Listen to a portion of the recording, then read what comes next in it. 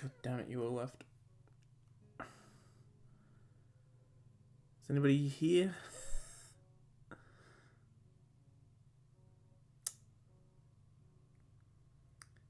My internet had a fit. I just started dropping every single frame, and then it just, and the stream just went down. Hey, someone's still here. My internet just freaked out. I don't know what happened, but it just started dropping every frame. Like, and my amount of dropped frames was just oh, it's doing it again. Hang on. I'm gonna drop the bitrate.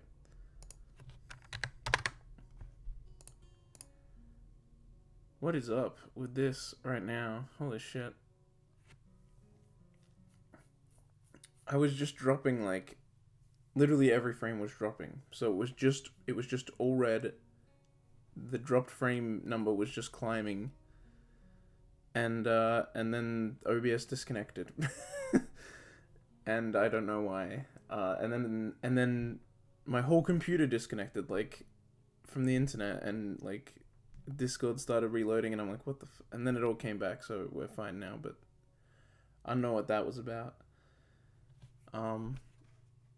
But it's over now, so we're all good.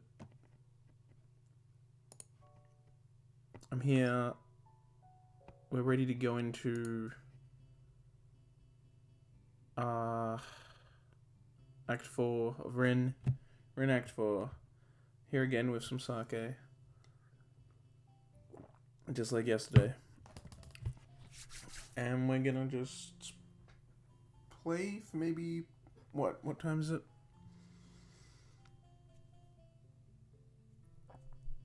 Anywhere from 2 to 4 hours. However, if we get it done, then we'll just stop there, I guess. Unless we have more time. Alright, let's go. Let me move my mic.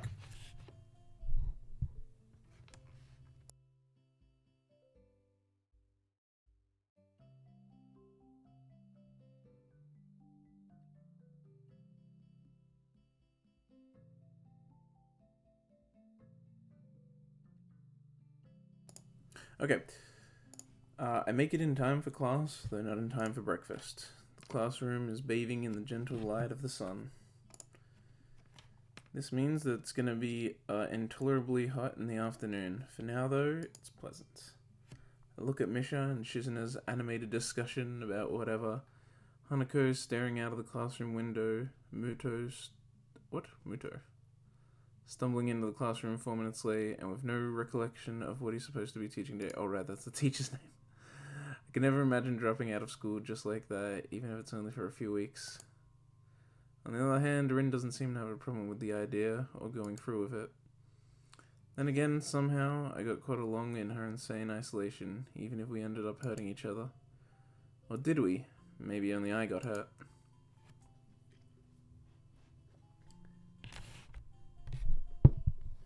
It takes me until late afternoon to realize that day is Monday. The art club meets today. Not just that, due to the exams, this will be the last art club meeting before summer vacation. Without Rin, it feels pretty pointless to go there, but I want to talk with the teacher. The meeting itself isn't noteworthy, just as my skills with watercolors are not worth mentioning. Nomiya tries to encourage and advise me without sounding too condescending, but he's not doing a very good job of it. If nothing else, joining the art club has taught me that I like art. It would be nice if I could actually try and make some art in the art club, though. After the fruits of everyone levers have been piled into a neat stack on the teacher's desk, he clears his throat and gives a little speech.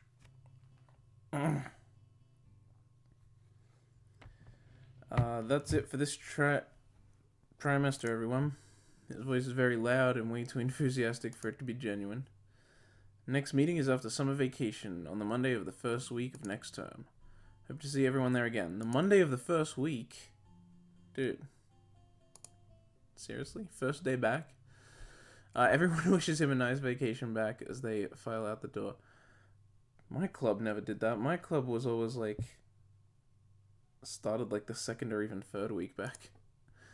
Stay behind, waiting until the two of us are alone. It's almost dinner time, so I don't have to wait long. Nomiya's looking through the paintings, some of which are actually pretty nice. Rin might outclass everyone else in the art club, but she isn't the only one with talent. Excuse me, teacher. What is it, Nakai? He raises his eyebrow questioningly, smiling widely. It's about Rin. Oh, is something wrong with Tezuka? No, but... Hesitate for a split second, not certain how to say what I want to say, giving Nomiya enough time to start blabbering by himself. Saw her a few days ago when I was passing by at Sayers Gallery. She said she'd get 1 or 2 more paintings done for the exhibition. I was quite pleased. She's a surprisingly hard worker. I'd always thought she was a bit lazy, doing what she wants instead of the assignments. Seems to notice my anxiety and realizes he is digressing, shutting up before finishing the thought.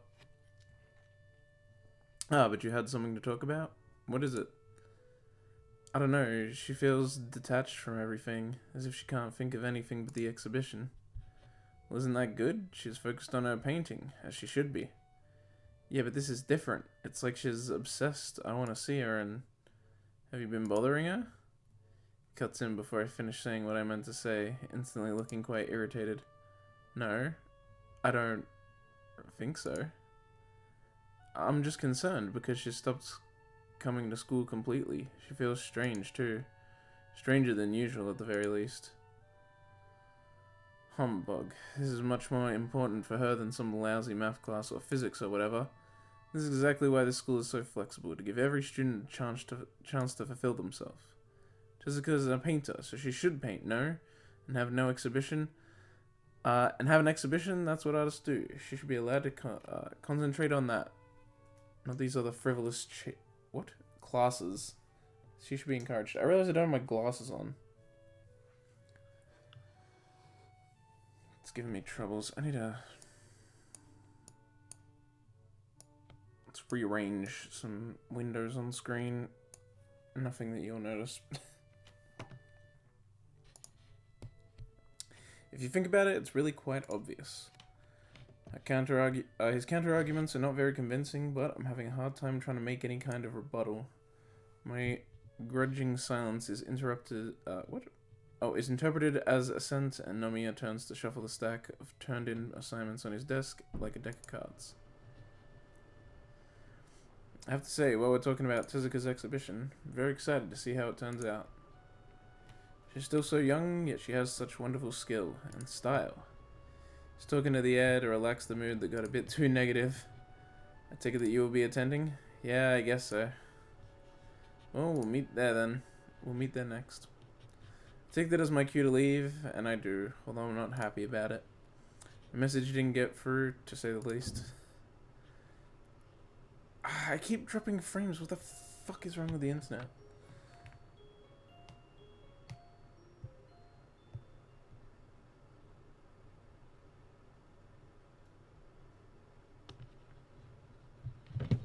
I'll try this. Hopefully that'll help it. Alright. The day after that, all the... It seems smooth enough on this end. It is? Huh. It keeps giving me a red box and saying I have 0 kilobytes a second being sent. Maybe it's just so short that it's not an issue on Twitch's end. But I've dropped 6% of frames, which is way more than I like. It's fine now. I'm at friggin' 28. Oh, not 12. Yeah, 22 kilobytes. That seems to be where it sits, but... The day after that, all the missed opportunities and things I should have said come crashing down on me. There's nothing left to do afterwards but brood. Second day, I begin to feel anxious. I start doubting my doubt, and it feels stupid. Especially since I can still... Especially since I still can't think about anything else than Ren.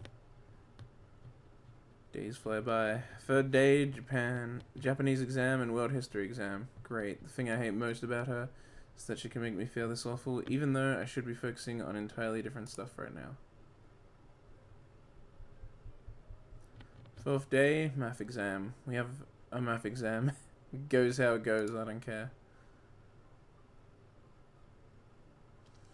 Fifth day, Nomi asks me again if I will attend the exhibition opening. I can't say no to him, even though I seriously want to.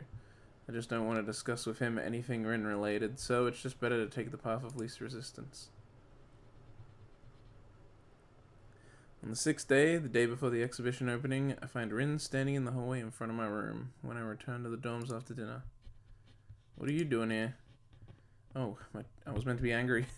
My tone is angrier than I intended. I'm a little disappointed that I was unable to restrain myself, but it can't be helped. Oh. Got some, in the back of my throat.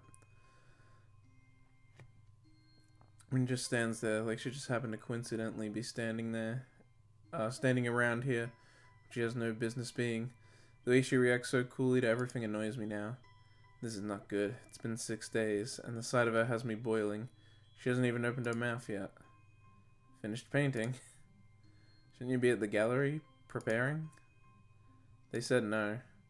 Guess the gallery owner does that part then, getting the paintings framed, hung on the walls and whatnot. So why are you here? Felt like it. The same old stupid pattern emerges again. Me asking her questions to which she replies with answers that don't answer anything, because it's the only other way we can converse. Apart from me listening to her blathering about whatever, which isn't really a conversation. Is this a play? Are there some unseen roles that we have unknowingly set ourselves into, dictating the rules of engagement whenever we see each other, inadvertently leading to us hurting each other? Her nonchalant answers, accompanied by even more nonchalant shrugs, leave me none the wiser. Guess I should be happy that the exhibition preparations are complete. When I walk into my room, I hear her footsteps following me in. I didn't invite her in. I won't ask her to leave. What? Oh, she claims my bed without asking permission, making me wish that I had taken the time to make it before I left in the morning. Then stands up again as though she sat on hot coals. Half lean against the single corner of my desktop that isn't cluttered with stuff to rest my legs at least a little bit. And spends a few moments glancing curiously around my room. It makes me realize that she's never seen it before. For a moment, she actually looks like she's concentrating, trying to get everything. This must be the eye for detail that makes her an artist. Since the room is small, she quickly runs out of things to look at, but nothing else transpires, allowing the uncomfortable silence to take over the atmosphere. The mood is chilly, to say the least, and both of us are on guard, waiting for the other to make the first move. Of course, Rin could play this game forever, so it has to be me. So, I give up because she'd never try to open conversation, and because it seems that she wants to say something, and I want to get it over with. Why else would she be here if she didn't want to talk? I don't know what to say myself. I want to be angry, but I can't bring myself to yell at her or anything. My voice catches her attention and she tries to search for words as well, but it seems like she's not entirely certain as to why she's here either. And so Rin simply takes a few steps to close the distance between us and raises on the tip of her toes to even out the height difference. It was a bad idea. Maybe you should forget about it, and I will too. It's a reflex, and almost as an afterthought, the words no, yes, and maybe simultaneously surface inside my mind. Why'd you put the no before the yes? You do the yes, then the no, then the maybe, because that's how the song goes, and then I can make the easy joke. My hand is between her lips and mine, a wall that I raise to guard against something.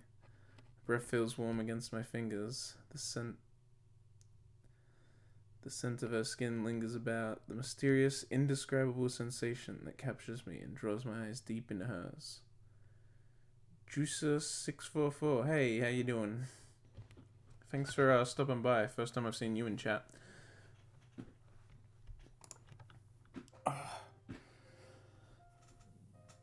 Very good. The look in her eyes is surprised, quizzical as to why the impertinent hand prevented her advances. Her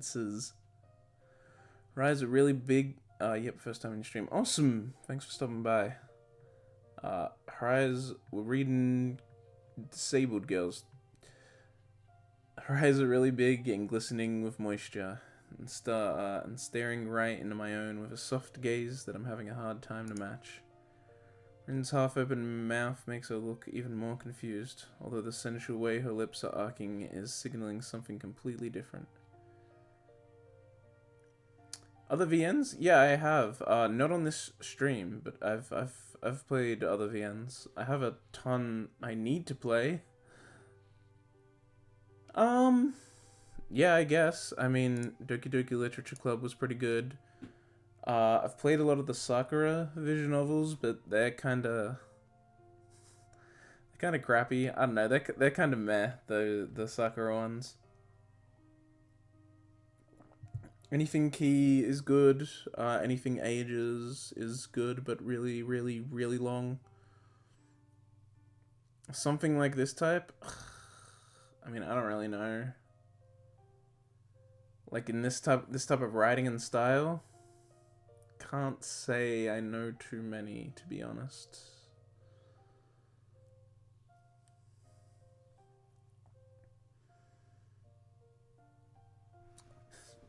Nice. I mean, if you want things that'll make you cry, I hear most people cry to Key things. So what's that? What's Key? Like Clanad, Little Busters, Wafer. Is it called Wafer? I think it's called Wafer. Air. I think there's a few others that are Key. You mean no for cry? You don't want to cry?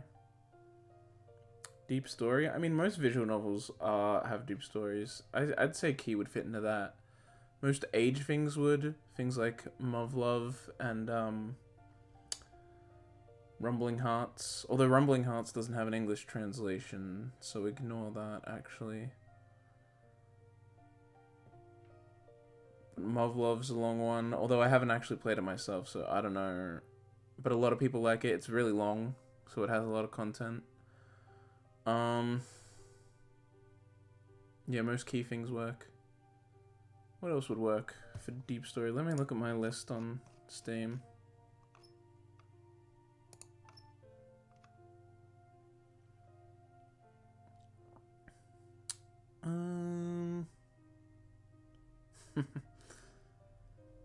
Deep story. Can't say I have too many of those, honestly.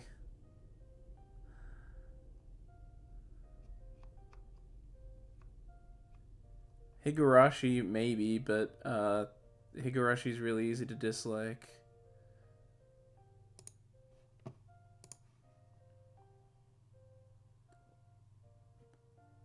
School-days? No, I wouldn't. I don't know. I mean, School-days is just infamous for its bad endings. Who actually even wrote School-days?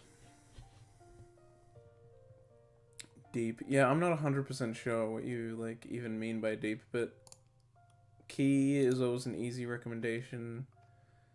Higurashi might count, depending on what you want. Maybe Danganronpa would count, but that's also a bit different. Yeah, Clanad's a Key one, so it's like Wafer, Little Busters, Air.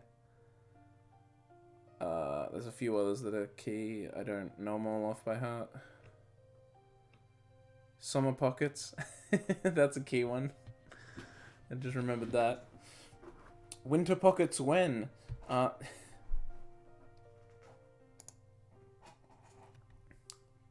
Please. I need you. Oh shit, she just came out and said it.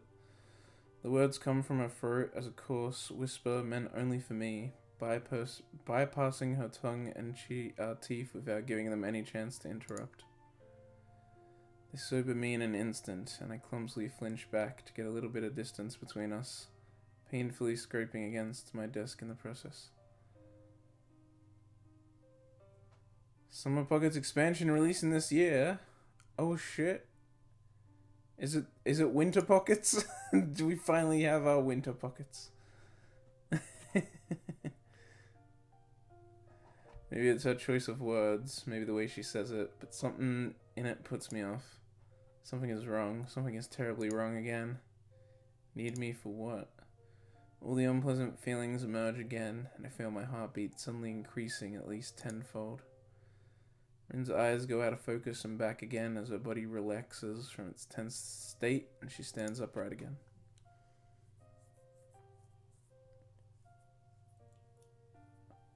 Which one is my favorite route? You mean in this? Well, so far Rin, because it's the first one I've done. So once we get, well, I guess I technically did the you die route, but I obviously didn't like that. Rin so far, but it's the first one I do, and I'll do all the others for sure. Yeah. I didn't think I was thinking about anything. Why do you draw patterns in that dust on your night table? There's a word for that kind of thing, but I can't remember. Her remark almost throws me off track, and I glance over her shoulder at the small table next to my bed, but I can't see anything from this distance. So she needs me for nothing specific. Just happened to come by because she thought I'd be glad to see her after she shut me out. No complaints accepted for a week. Kenshi route number 1. What? No, your English is fine, dude. I mean, I can tell it's a little off, but it's completely understandable. Much better than someone I have to often talk to on the forums. Completely altruistic motives. Felt like it. Bullshit. I can answer myself. To play mind games with whatever you want, with whenever you want. To kiss whenever you want. To ignore whenever you want. To fulfill your whims whenever you want. Is that it? What you need me for? My voice is sounding very angry again, even to myself. Good. Rin too finally catches the mood, and her curious expression changes instantly to something more uncharacteristic. No. She leaves it at that, her eyes restlessly wandering around, searching the room, as if the words she tries to find were written in the... What? In the tape? Oh, tapestries on my wall. You got tapestries, dude? And then what? I needed to paint. Paint. Of course, that's what artists do. The words reverberate from my being, beating in my blood over the piercing whistle of my anger.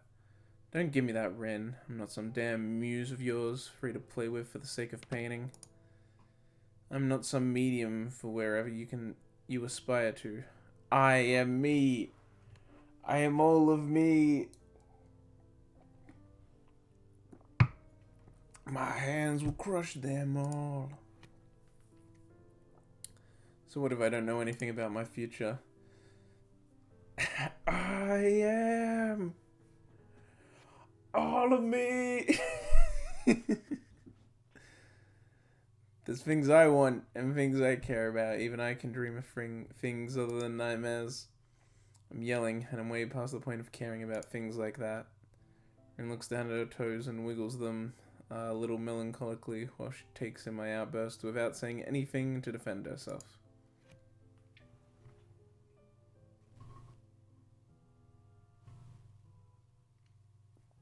Only after I have finished does she try to respond somehow.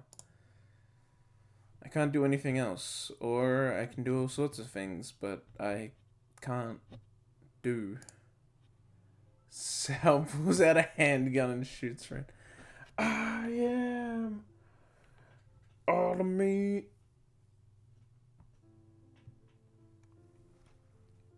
It's the only thing I sort of do properly most of the time.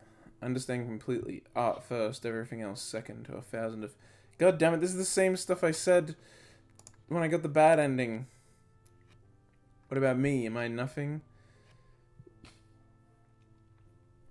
When I was interested in art, did that make you feel like I was a little interesting for a little while? Tell me, I really want to know. Did you ever think about my perspective? Or is it just all you? The words rise like bile in my throat. She looks alarmed, and also completely uncomprehending, as if she just doesn't understand what I'm angry about.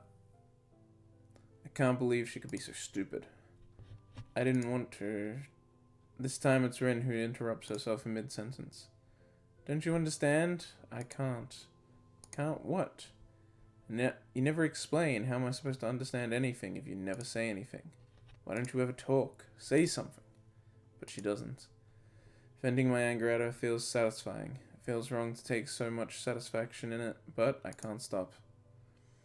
Not wanting to face my anger head on, Rin turns around to steadfastly look out of my window, even though there is nothing to look at. The worst of my eye gone, I shut up as I can't be bothered to keep on yelling at the back of her head. So, silence finally returns. I tried to discern some hints of her reaction through my adrenaline-distorted vision. My feedback was not the best kind, but I hope Rin got the clue that she just can't ignore everyone else whenever she feels like it.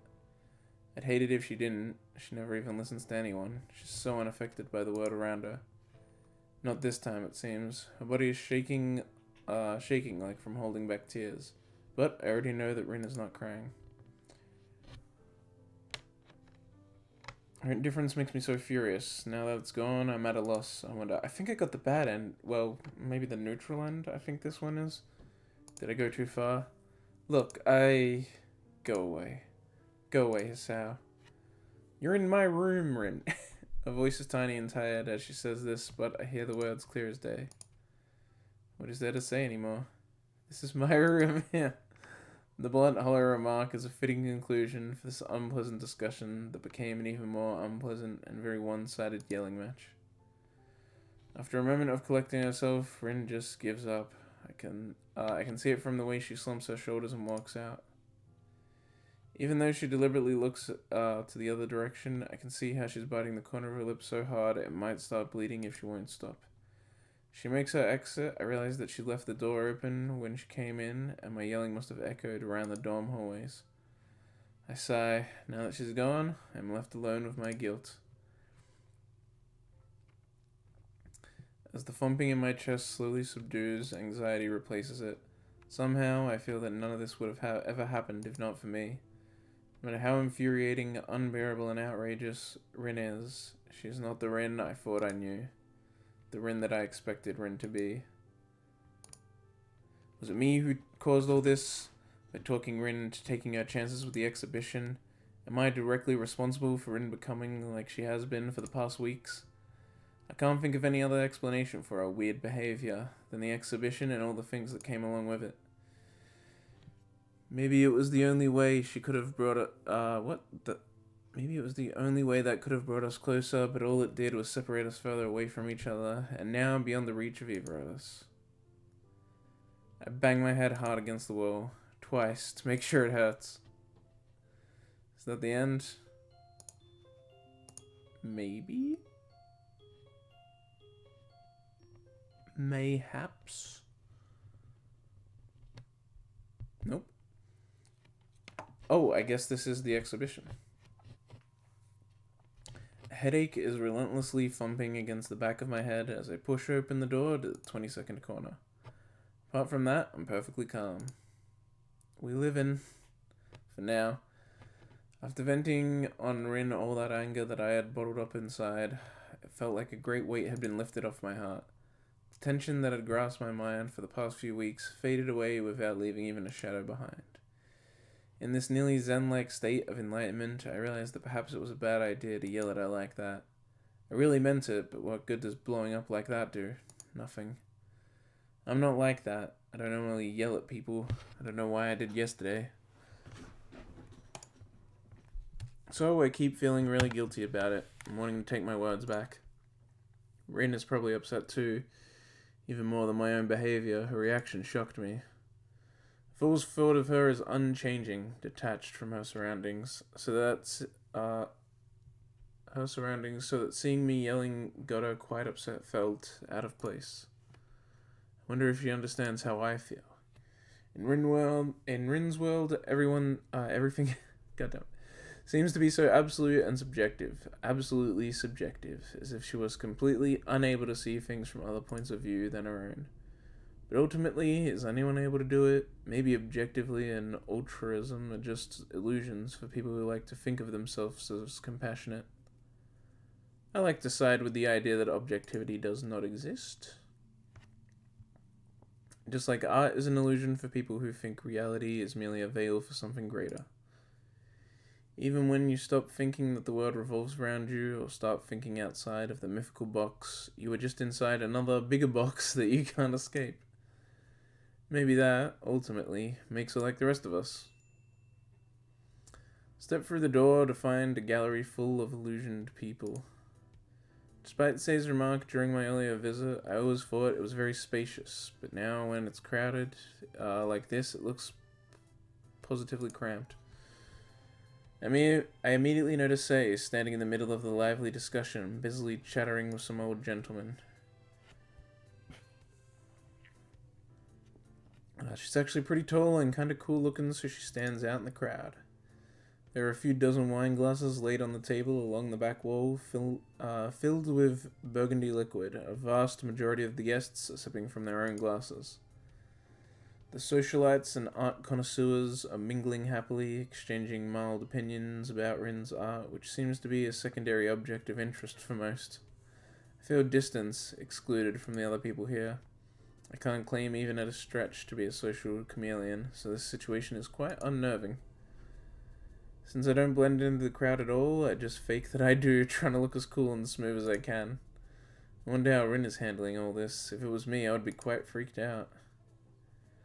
Throwing the anxiety aside, I try to carefully navigate through the crowd, stealing peeks at the framed paintings now hanging on the walls. Rin's exhibition makes about half of the gallery wall space. Some paintings are less familiar than others, but I recognize most of them.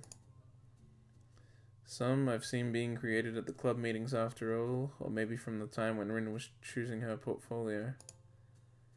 I note that a couple of the unfinished paintings are framed on the wall as well. Maybe that's what they call coincidental art. Even Rin's failures, if you can call them that, become exhibits of her skill. Quite paradoxical. She herself is nowhere to be seen, which is strange because even though it's crowded, the gallery is pretty small. It's fine, sort of. I don't know how to face her after yesterday. Maybe I shouldn't have even come. But I promised various people, Rin included, that I would, so... Damn. It sounds like I do the things I do because of some sort of instinctual properness compels me to. Not because it would be sensible, or not.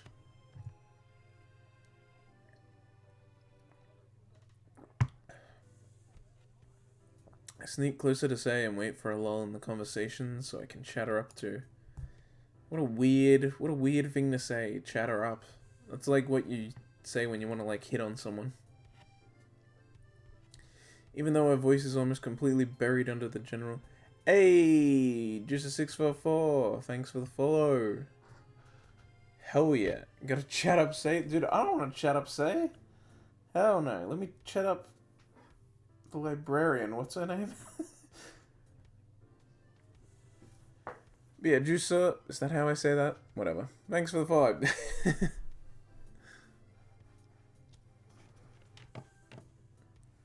You come here often, Say? Your own art gallery?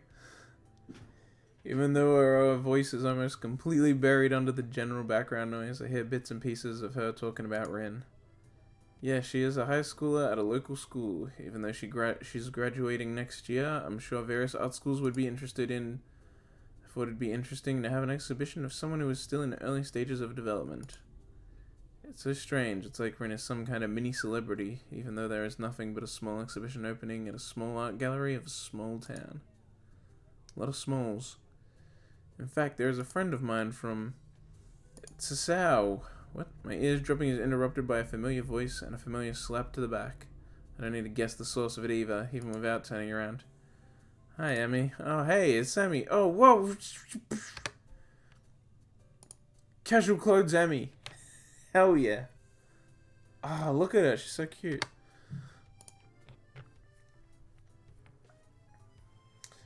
Hi, are you like a representative of the art club or something? I don't see anyone else here. Else from the school here. Oh, whoa.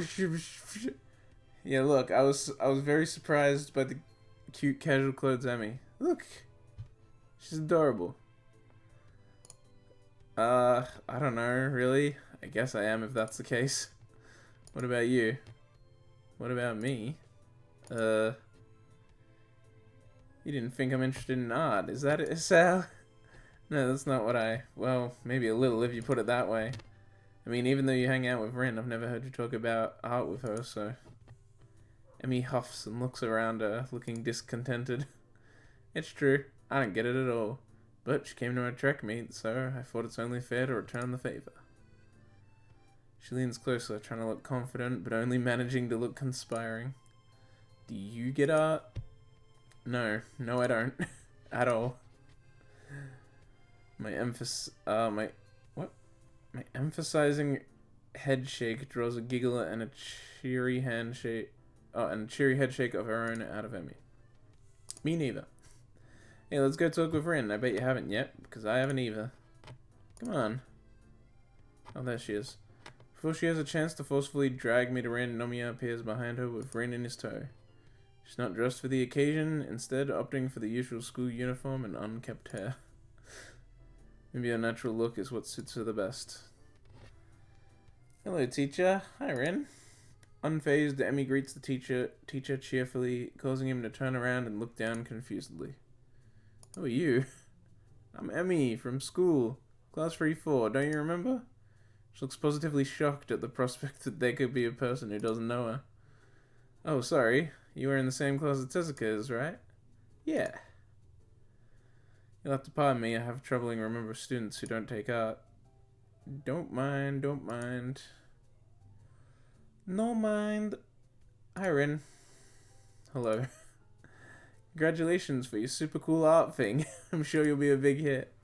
She throws her arms in the air for boisterous emphasis, almost hitting me in the face. And look, Sao came too. Rin doesn't look at me, nor does she greet me. Congratulations, Rin. She keeps averting her gaze, pointedly looking at her sandals. Oblivious to the tension between us and ignorant of what happened yesterday, Emmy keeps on blathering about this and that to an unresponsive Rin. Art. I don't remember the names of filthy, uncultured swine.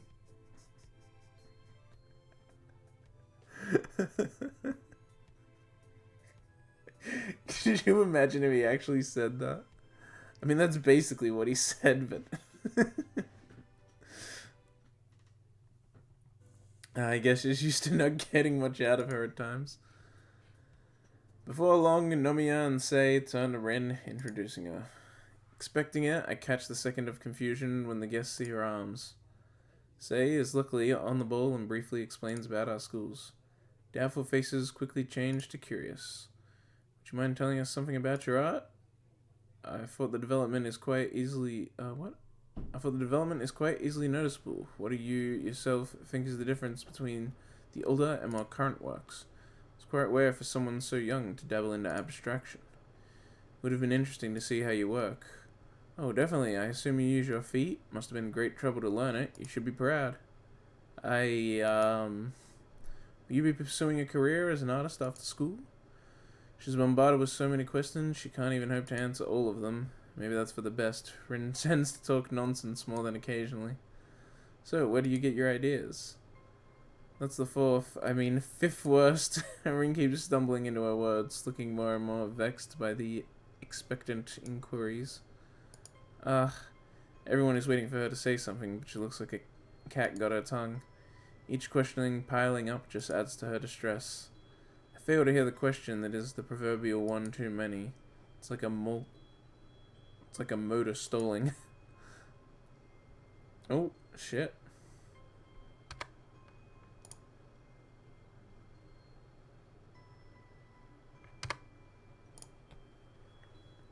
Rin just freezes for a long, long second until she falls on her knees, hitting the floor ungracefully like a sack of potatoes.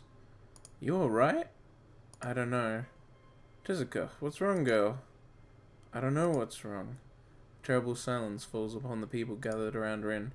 Everyone is petrified, not knowing how to react to her sudden seizure or something. She breathes with deep, trembling gasps, as if she were running out of air, staring ahead of herself with hollow eyes. Seeing that nobody does anything, I fought myself to step to Rin and lift her up from the floor, letting her lean against me to keep standing. Would you like some fresh air? Okay, let's go outside for a bit. I don't even wait for her to answer before grasping her shoulders and pulling her past the stunned-looking Nomiya, Sei, Emmy, and guests. Excuse us. The cool evening breeze hits my face at the door. I let go of her and she leans against the stone wall, trying to catch her breath. Are you alright?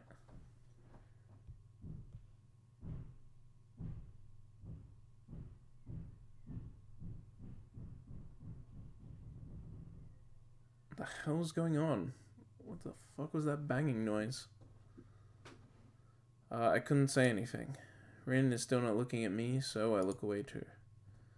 The street lights and coloured neon signs twist my vision into a blur of near blindness, forcing me to look back. At least she talks, even if she's not directing her words to me. What did you want to say? Maybe both of us can imagine that we are talking to an invisible friend. I don't know. Something that would have meant something.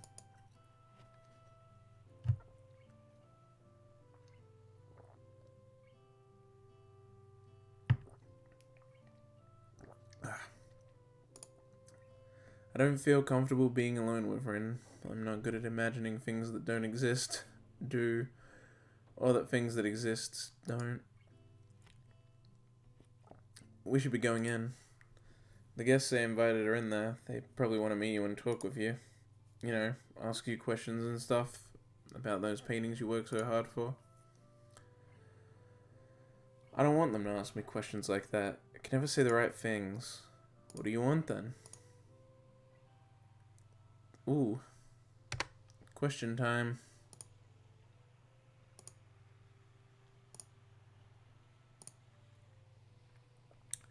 That someone wouldn't have to ask questions for me. But aren't you happy people are interested in your paintings? But if you found someone like that, then what?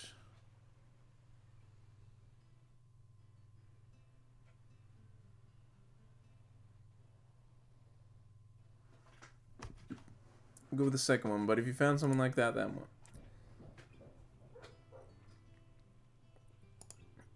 Do you really think that it would be some kind of be-all, end-all thing, star-crossed lovers and happily ever after? The question is meant with a blank stare, the darkness in her eyes unfazed by the thinly veiled bitterness. No, I don't think that. But at least then I wouldn't have to be alone. She whispers the words to the lights of the town, but I hear them anyway. Shouldn't have done this, not yet. The exhibition? She nods and closes her eyes, breathing calmly out as if to prove she can, and then continues talking to herself. Why? Wrong conjuncture of the planets? No, not that. I double checked and I got up with the left foot and did everything else left. Right. It's me. I was wrong. She stands straight and stretches before stepping past me out into the street. Wait, where are you going? She stops on her tracks and turns around, looking at me quizzically. School. I'm leaving. What? Why? Because I want to be me. Rin walks off, leaving me behind, utterly confused. Rin? But something she said really touched me, or maybe it was the way she said it. Maybe it was the fact that she said it. I want to say something back to her before I forget this feeling again. As if granting me a wish, Rin stops in her tracks. She doesn't turn around, just keeps waiting for me to say what I want to, even though I didn't have time to think what.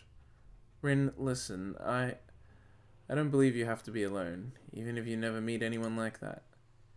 I don't know if she heard my words, but either way, she doesn't react in any way. For the final time, she starts walking away from the gallery. So, where's Tezuka? Can only shake my head, but as it doesn't seem to be a sufficient answer, I have to say something. She ran off? What? The horrific realization spreads on his face like wildfire. This is a fiasco! Catastrophe! What is that girl thinking? The most important event of her life, and she just runs off?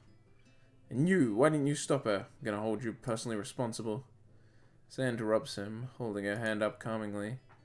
It's good she intervened. The teacher was starting to get a few weird looks from the nearby guests. Now, Shinichi. She probably had stage fright. I don't know her as well as you people do, but I get the image she is somewhat peculiar. This kind of thing can happen. It'll be fine. I'll explain that she suddenly became ill. The guests will surely understand. But look around you. Everyone seems to be rather happy with their free wine and chit-chat. The guests will be fine, but we are missing on opportunities here. Networking, making contacts and acquaintances. As the adults keep arguing about something that can't be helped, Emmy tugs on my sleeve to get my attention. She doesn't look very happy either. Come on. Where? We're going to find Rin and kick her ass. What? I can't believe it. She's so stupid. That Rin, how can she do this? I'm telling you, she doesn't have a bit of common sense in her head. Emmy is seriously angry, only missing steam rising from her ears. I guess I understand Emmy. She is that kind of person.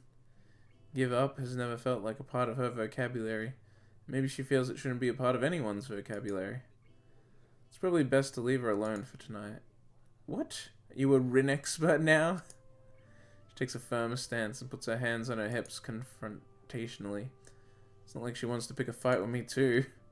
No, I don't think that's even possible in the first place. I just don't think kicking her ass would do her any good. My melancholic remark surprisingly works, as Emmy slumps her shoulders a little and sighs. I know that. You do. Last time I did that, changed nothing. Blurry as how. The ride back to school is an empty, late-night bus in silence. Both of us keep staring at the lights flashing past the window without saying a word.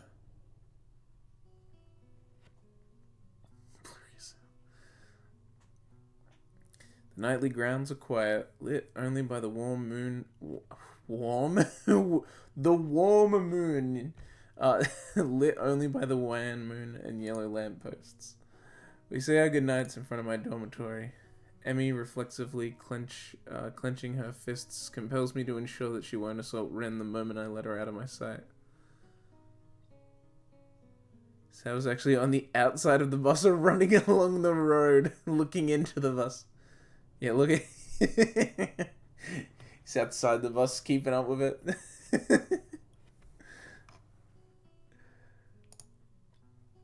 Promise me to not go scold her. She looks up at me, her eyes again flaring with anger that I match with as calming a stare as I can. It's only easy to face an angry woman if you are not the target of her ire. After a minute of the mismatching staring contest, she sighs and shakes her head in defeat. You were too nice, Sasao. Did you know that? Hints of a smile are tugging the corners of her mouth as she says that, and she seems a lot more relaxed. What a sudden change of mood. Maybe she wasn't as angry as it seemed to begin with. Maybe her moods change easily. If I was, I wouldn't let you have your way. Does that mean you were only nice to Rin? Both of us are hiding our concern behind empty jokes, but at least it puts me in a good mood. Emmy waggles her eyebrows with a half-amusing smirk, trying to push my buttons. Not gonna work. No, it just means I'm not nice only to you. Hey! Good night, Emmy.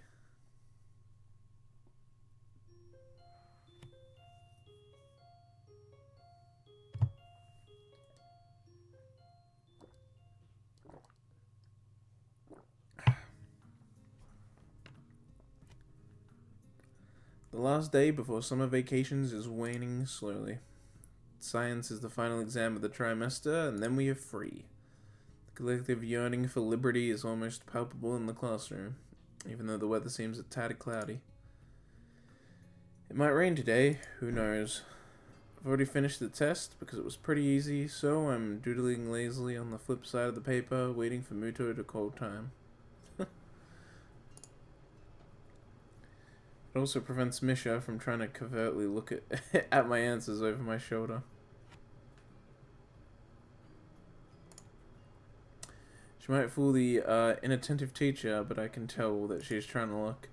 Guess it's her best bet at passing the test. Doesn't make me feel any mercy though, so I just ignore her and look around me. It's quiet. Too quiet. The only sounds in the classroom are the quiet shuffling of papers and Muto's constant coughing.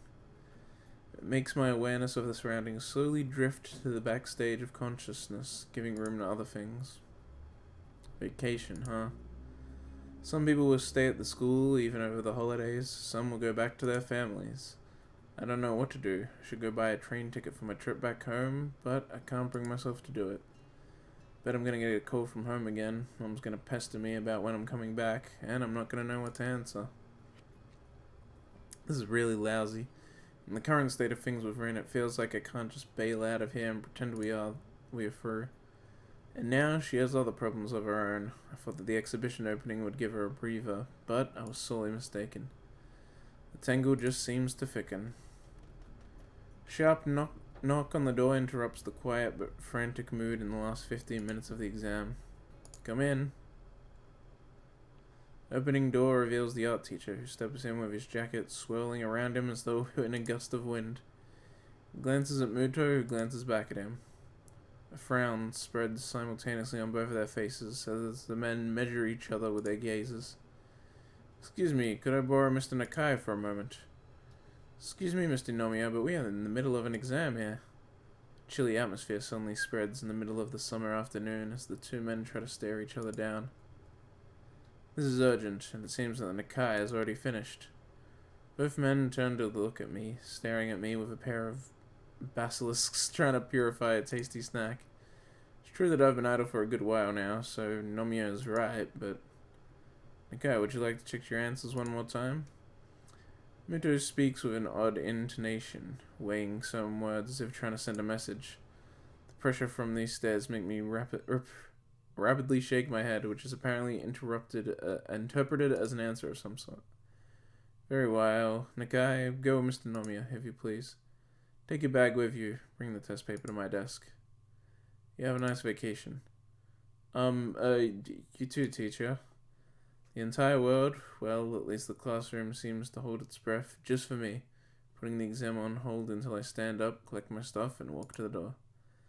I can feel the stares in the back of my neck. My classmates probably think I'm in for some detention or something on the last day of school before summer vacation.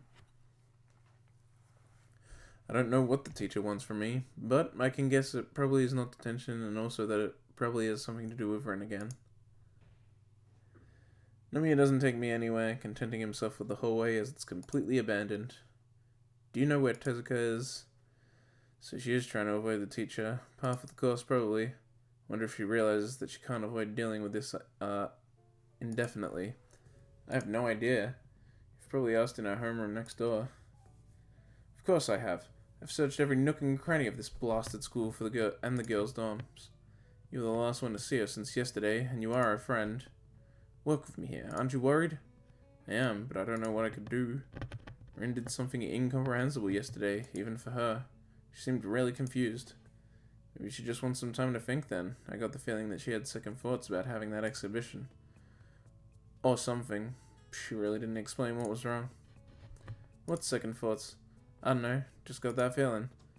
I'm being a little dishonest with the teacher, but this is not something I should be meddling with. He came to me, yes. Why? Maybe he thinks I'm some kind of confidant of Rin's, but I don't think I can help with this matter. Teacher huffs and scratches his head in confusion. What's up with that girl? This is so unlike her. She's always been so goal-driven. Goal-driven? Those don't really strike me as the words to describe Rin with. To me, she always felt obsessive at best. I don't mean to be rude, but wasn't it you who pushed Rin in that direction in the first place? Her goal is my goal. This is a mentor's job. I guess so. I just don't know if painting can make her happy. It's pretty preposterous of you to say, Nakai. Suddenly sounds pretty irate. Did I say something stupid? You don't understand, do you? It's not a question of happiness. For every gain, there is a sacrifice to be made. There's no free lunch, but could I? Would I let that girl waste away her talent if she had a moment of doubt? Never. Painting is work, just like any other. Tezuka might make it look like child's play to you, but she works hard every day to make her art. To become extraordinary, one has to make an extraordinary effort. The more the teacher talks, the more I feel that Rin doesn't like that, even though I have no idea how she thinks. I can very well understand why she would sacrifice her summer vacation and make up for the lost classes and exams to get a chance at showing her art. This is the path she has taken, and to go all the way, that's not easy. I know she is young and things are hard for her, just like for all the kids here in this school, but that's no excuse. he is finished. But, do you have anything like what art is to Tezuka? No. That's right. I only have vague ideas of my future. No goal to shoot for, no dream to blindly reach for. I joined the art club in search of something I could be interested in, to get inspired by. Did I find something like that? All I found in the end was Rin.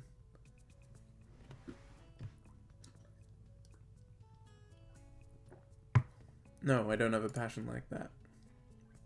Then you don't understand. His flat statement allows no counter-argument. But she might not understand even herself. Still, I carry on arguing, out of spite if for nothing else. How could she not? She's been at it so hard for the past few weeks that she put off even coming to school. Not to say anything about attending classes. Don't be ridiculous. I don't think I'm being ridiculous. But as I have no rebuttal, Nomiya seems to consider this one a win. At any rate, the opening was quite successful despite Tezuka hardly showing up. Many people were interested in her work, and one piece was even sold for a reasonable price. Well, that's nice, isn't it? Yes, it's fantastic news. I hope that Tezuka would come to her senses when she heard about this, but he sighs and takes off his glasses, cleaning them against his jacket before putting them on his nose again. At any rate, I should be going. There is this mess to be settled with Sei and everyone. If you see Tezuka, please ask her to come see me. Otherwise, have a nice vacation. Thanks. After he has disappeared around the corner, I ponder where Rin could really be. Feels like she has not one, but at least half a dozen of these secret places. I balance between the desire to solve this tangle and to drop it for good. The disused classroom is just a few feet away. What to do? As I push open the door, only the shadows greet me from the inside. Hey there. She's just there. Standing in the middle of the sunlit room, peering through the gaps of the curtains out into the yard. Like so often before, she doesn't start or jump, just calmly waits for me to make the first move. It's as if she was trying to become a permanent part of the furniture. Teacher's looking for you. A blank look over her shoulder is all I get, accompanied by a cryptic non-expression on her face. Are you looking for me too? Nah, I already found you, didn't I? Did you? She furrows her brow, looking so puzzled that it makes me wonder if the question was asked in all seriousness. Rembu, what's going on here? We're just reading Cripple Girls.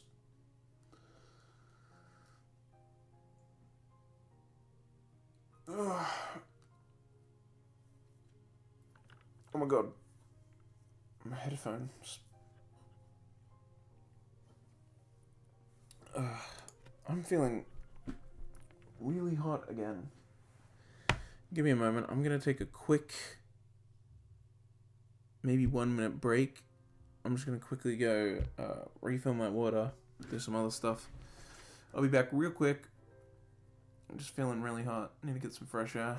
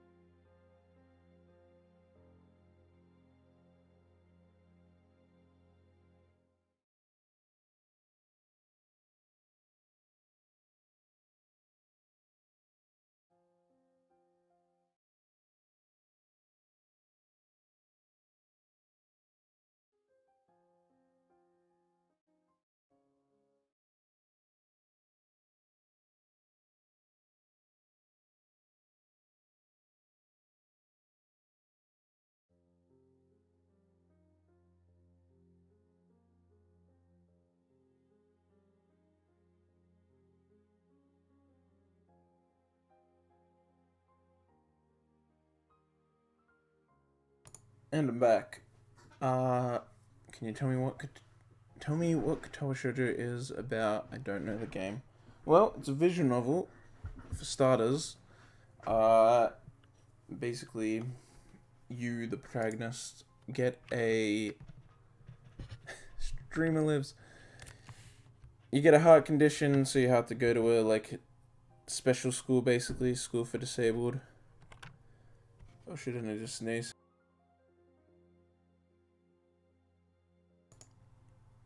Ugh.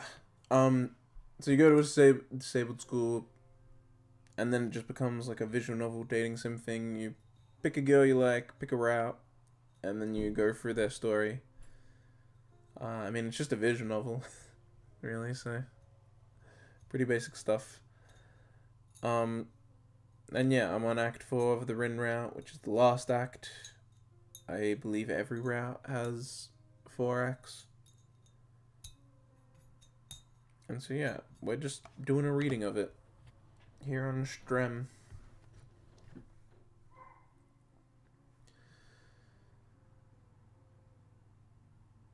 Maybe it was. Are you talking metaphorically now? Do you mean like eels, caves, and dark stormy nights? I'm bad at talking like that. The abruptly ended greetings give me the chance to close the door behind me and sit down on a dust-covered desktop. Rin stays standing, but at least she turns around. I soon wish she didn't, though, so oppressive is her expectant stare. This is her place and I'm an intruder, although a tolerated one. Despite that, she still waits for me to say something. If I only knew what. The sunlit silence presses me towards decisions. I came here without really thinking what I would do, apart from delivering Nomiya's short message in case Rin was here. She was, and now I don't know what else I want to say. What else I should say. I hover between my two options for a moment. Rin being troubled troubles me too. It's a surprising revelation, almost as big as a realization that she really is troubled was. Nothing I can do would probably help, and I might be partially to blame too. Does it mean I should just wash my hands of her? Didn't think so. So what's wrong? Nothing. She starts to turn away again, as if trying to physically exit a conversation she doesn't want to have. Rin, stop trying to dodge me, or I'll leave. Okay. Do you want me to leave? Are you still angry? It took us, or was it only me, 10 seconds to swap the conversation into this. Wish we could erase the past, failing that, forget all about it. I've wished for that more than once in the last few months. Let's put that aside for the time being, alright? If you say so. I do, so what's wrong? Say and Nomiya were not too happy that you just ran off yesterday. You left them in quite a pinch, and I suppose the teacher wants some kind of an explanation. Seems like you just threw out everything you had worked for, and I don't get why. Did I make a mistake? My reprimanding of her flat answer goes so much against the usual expectations and presumed interactions that I might just as well be somebody else talking. Neither of us is like we used to be. This stiff, constricting feeling I get every time I look at Rin nowadays seems to be mirrored in our own behavior. I hate things that go irreparably wrong. Ever since February, I've hated them. What can I say?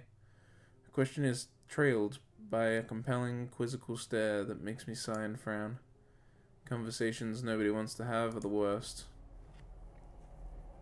I don't know. I mean, it's not the end of the world, but it probably was pretty stupid. She responds with a sigh of her own, although hers is not nearly as heavy as mine was. I just couldn't do it. But why? What's wrong? A pause, a furrowed brow, a quiet voice. Let it be, Hisao. I don't think I can really explain it in a way that would make sense. Yeah, Rin doesn't want to have this conversation either. That may be for the better. But how rare for her to admit that even she has some kind of limits. I always thought Rin was all but ignorant of her tendency to get distracted, so much that she inadvertently obfuscates everything she says. You never explain anything in a way that would make sense. Nobody else has ever asked me to. I guess that's how it is. But I always wanted to make sense of you, to find out who you are. I still want to, can't you see? I know you can't, but I do. Is that why I keep this up? It pains you as much as it pains me. It's unlikely to be of any use to either. We did things and said things that can't be undone. It's as if you and me being close to each other just hurts us both, but we still deliberately keep doing it. Isn't that silly? Even now, I can see how you force yourself to respond, even though you owe me nothing. Even if it's hard to talk about things like this. Why? Why is it that you paint? Because I don't know what else I could do. It's like this feeling that there is no choice, but that it's the only possibility. Like when there are only watermelon-flavored popsicles left in the store, but you need to eat a popsicle. What the hell? Watermelon flavor's great. What are you talking about, Ren? How dare you? Poor metaphor is right. A poor metaphor aside, she doesn't really answer anything. If possible, this makes even less sense than not knowing. But if you don't want to paint, not like that. You had to come to this school even though you probably didn't want to have a heart attack. She pauses, frowning as if something in what she said didn't please her. At least I think you wouldn't. A careful follow-up is followed in turn by another, shorter pause with another, smaller frown. Would you like to have a heart attack? No, I wouldn't, and I didn't want to. But you're doing fine, aren't you? Or are you still sad about it? Ren's question makes me realize that I haven't really thought about my illness for weeks. Aside from chugging down my medication every day, there has been no need to concern myself with my broken heart, which I'm only thankful for, really. Getting to know new people, a new school, a new town, a new life. It all's caught me and made me... What? It made the past fade away. No, guess even I can't dwell on the past indefinitely. See, even watermelon doesn't really taste bad if you have to eat it. A half-nonsensical closure seems to put an end to the subject in Rin's mind, so I just nod in uncertain confirmation. There are two kinds of silences, awkward ones that you want to break, and comfortable ones that you don't mind. The first kind is bad because it makes your thoughts go awry, like mine do now. Looking at Rin makes me feel bad. God damn, my throat. I'm gonna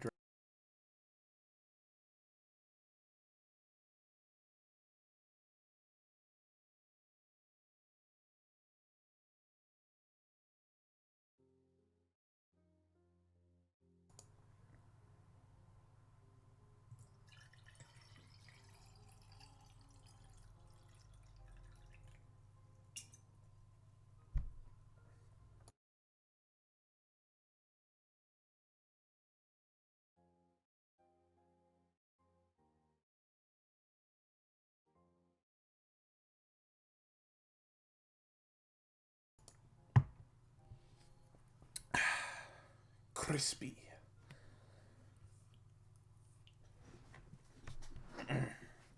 Alright. I'm kind of accidentally building up too much phlegm when I talk. I don't know how to stop it. I don't want to feel like this. Looking at Rin makes me feel exhausted. I really tried my best. She tried too. I have no idea. But we ended up like this, and she ended up screwing up her exhibition opening. Feels like we are at a dead end. There is no direction to continue to. I reached out for her yesterday, thinking it would be the last time. She walked away. I want to be me. What the heck does that even mean? Rin, if anyone, is most definitely herself.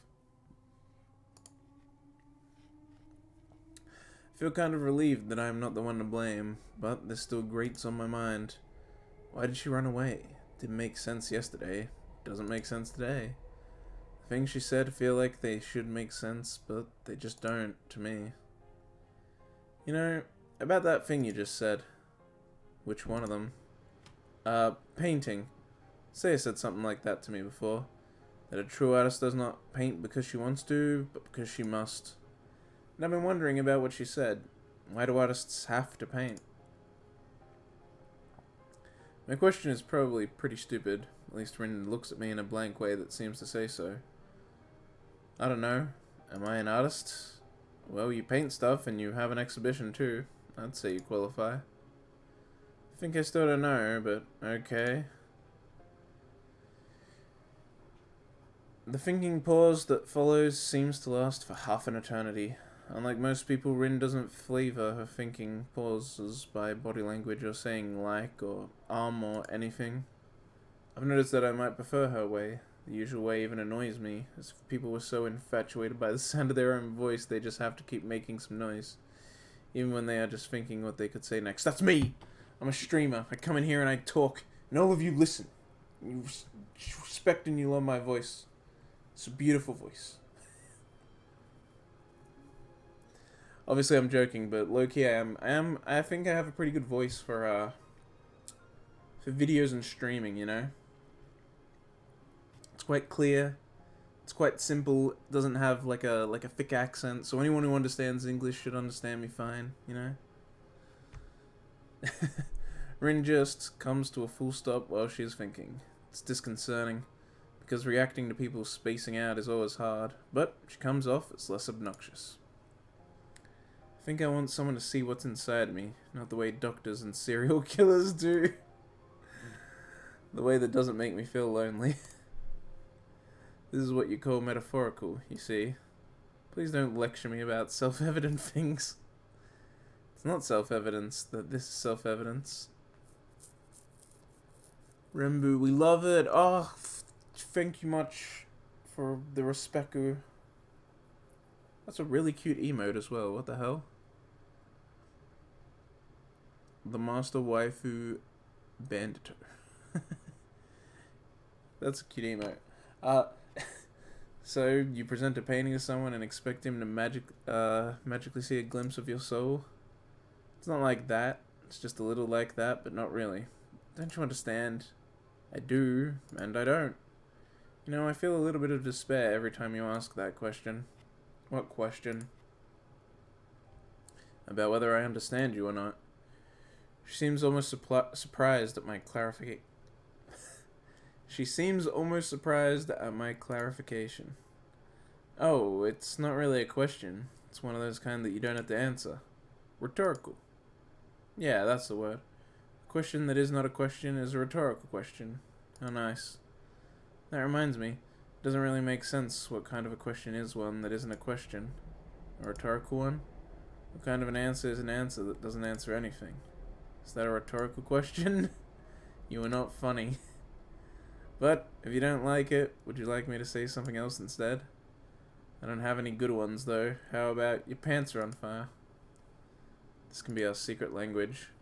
Rin's honest-to-goodness silliness, made twice more ridiculous by the fact that I know she's dead serious, derails me like it always does. It's like some kind of a safety lock to prevent me from becoming too much of a worrywart, dragging even my own thoughts off the ground where they should be. God damn it, I need a cough. I'm gonna mute my mic while I destroy my lungs.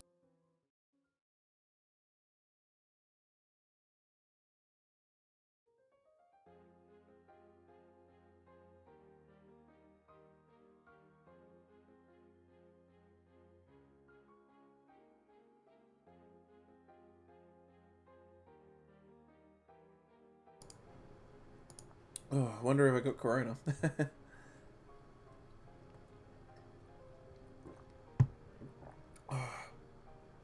I did do some shopping 2 days ago. Big concern. Right, the safety lock. Makes me smile confusedly, but only on the inside. Even though the corners of my mouth are not drawing into a grin, I'm still impressed by her ease of, wrecking any attempt at being too serious.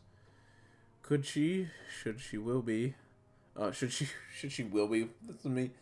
Could she, should she will so, forget and ignore things that bug her, things that bother her? Could she, should she will so, be free of whatever burden brings her means? What? Bring her means? Okay. Or am I the only one who feels burdened by being myself? No thanks. But still, the time when I feel that I am on the same page as you are pretty rare. It feels like there is this huge gap, and sometimes you just go to the other side, and I don't have any way to reach to you from where I am.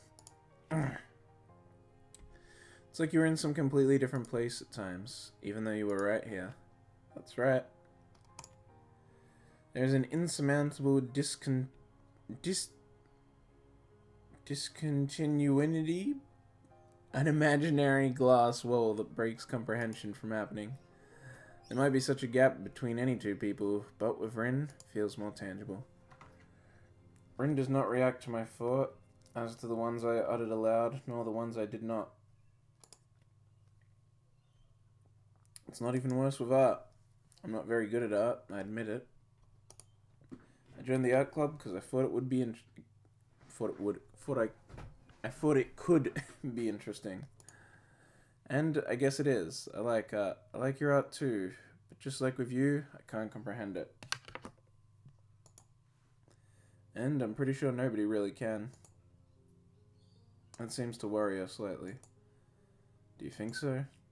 Yeah, I guess that art is meant to be interpreted, not understood. That's how I'd put it. That's a sad thought. I guess it might feel like one. Does it make you feel sad for yourself? Rin thinks about this for a while, and then shakes her head, surprisingly vehemently. The first thing she focuses her eyes on afterwards is me.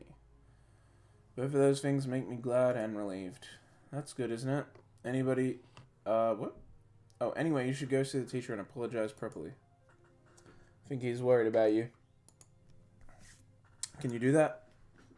This time, she nods her head. Only, it's not as vehemently. Oh man, I really got something like caught in my throat today. A shame that tomorrow is the day I don't stream, not today. But, always empty, almost intimidatingly. Nomiya's office is the art classroom on the other end of the third floor hallway. Our steps echo disturbingly. The atmosphere is unlike on a normal afternoon. Feels like the school knows that nobody will be coming for a month too. The door is open, but not very inviting. I'll, wait outside. What will be your next route if you continue playing? Thank you for asking, Cosmic Boy. I will continue playing. I'm not sure who I want to do next, though. From the very little that I know, at the moment, I really like Emmy, and I kind of like Shizune. So I want to save someone I like for the end, so I might save Emmy for the end, because I really like her so far. So I think I'll do maybe Hanako or Lily next, then Shizune, then the other one of Hanako or Lily, and then Emmy at the end. But I don't know between Hanako and Lily which one I want to do first. But it'll probably be one of those next. And then, yeah. Oh, hell yeah! Rembu! With the follow! Hell yes! Rembu, I love you. You have all of my love forever because now I have 10 followers. Thank you very much. Holy shit. Hell yeah. Welcome to being a follower of mine. Awesome.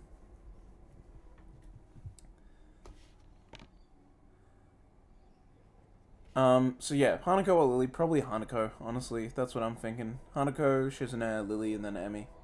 Probably be how it goes. Either way, I'll do everyone eventually. I'll make sure I do it all. I'll also do the 2 death routes that I haven't gotten yet, and I'll also need to go back and pick all the options I didn't pick to see all the dialogue. Nodding bailing noticeably, Rin strides in without stopping and naturally without knocking. Maybe that's why it takes a few seconds before I hear the teacher's voice from inside. Yeah, I recommend you play the Emmys route first. Oh, wait, Hey, Cosmic Boy, thanks for the follow. Holy shit, I've gotten 3 followers this stream. What the hell? Thank you, everybody. Thank you, everybody who stopped by this stream. Thank you for everyone who's followed. Ever. So many people here. It's sick. Yeah. Emmy's route first. So what? Should? Do you want me to do Emmy's next? I like her, so I was gonna save it for last. Rin's more of a happenstance kind of route. There you are. Hello. A conflict arises. Should I stay here or go somewhere else? Not sure if I even want to eavesdrop on them.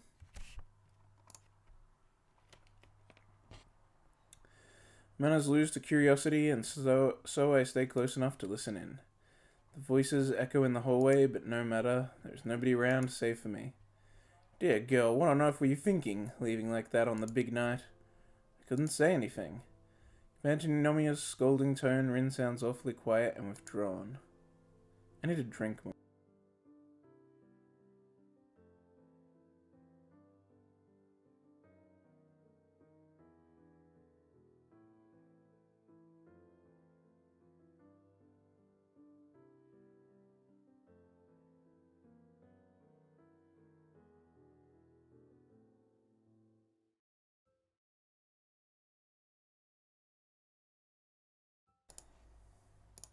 Okay. Her words seemed to drown under his. I have to say, I'm very disappointed in you, Tezuka. It was no good at all. Never mind all the things I did for you, but what about Sei? What about all the guests who wanted to meet you? There was nobody, even Asao. You've embarrassed us very badly, Tezuka. Reputation is what counts. Surely you know that. It's alright. I don't need it. Don't need? What do you think you know? Rin's replies only seem to agitate the teacher more, his voice raising with every sentence. The path of an artist is a thorny one, I'll tell you that. Thorny! You have to see the big picture. There will be bad times and good times. Things are like they are. It'll be alright even if you might now... what? You might now think that that's all so wonderful and easy, but how far would you have gotten without me? I won't always be there for you. When you lie on the floor of your minuscule home, your rent-free weeks late, your mind blank for the 4th week straight, then you will wish that you would listen to old Nomiya a bit more. When you keep measuring how the shadow of your chair becomes longer over the spring because there's all... What? Because that's all your what? I don't even know that word. Allows. Maybe that's when you will start caring about your career. That doesn't matter. Resolve is not enough. I'm not a resolved person. You are not a resolved person. And tell me, why? Why did you go for all this trouble if it amounts to a mosquito shit? Holy shit. Oh dear, the teacher blew a fuse. Him yelling at Rin makes me feel bystander's guilt. If I had gone with her, maybe he wouldn't have gotten so angry. If I had not let her run away, he wouldn't have gotten angry in the first place. Noun, a lack of energy and enthusiasm. Oh, lethargy? Okay, I do know that word, actually. But I always saw it as lethargic. But I guess that's like maybe a different tense or something. Lethargy? Yeah, okay, I get what that means now. Yeah. It means you're lethargic. I still could go and save her. I don't think I can. I was the same. I yelled at Rin too, and I'm feeling all the more embarrassed about it now. I felt justified to vent my anger at her face just because I felt it was her fault that I was so frustrated. I was no more justified than the teacher is. A terrible silence sets upon the hallway. Rin does not have anything to say to Nomiya. Whenever she ran out of answers, or she knows that arguing would only make him angrier, is anyone's guess. Teacher has nothing more to say either, it seems. Or maybe he just ran out of breath. For a moment, I imagine the two of them are just staring at each other, one full of red-hot anger, the other full of... Yes, what? Can't tell how Rin feels. Not before, not now. Teacher seems to expect Rin to say something too, but since she doesn't, he finally continues in a quieter, but not less angry tone. What worth is there in doing so much work if the outcome is nothing? Still, Rin will not say anything. I'm sorry, I shouldn't have gotten so excited. He does not sound sorry at all, rather his tone is cold and sharp, like he was spitting the words out of his mouth. It seems that I was expecting too much. You were not an artist after all. Jesus shit. Yeah, not sorry at all. Storms out of the club room and down the stairs without noticing me. After he's gone, I peek carefully inside the classroom. Rin is left standing there in front of the teacher's desk. This is just the... Isn't this just the normal classroom, but the background's flipped now?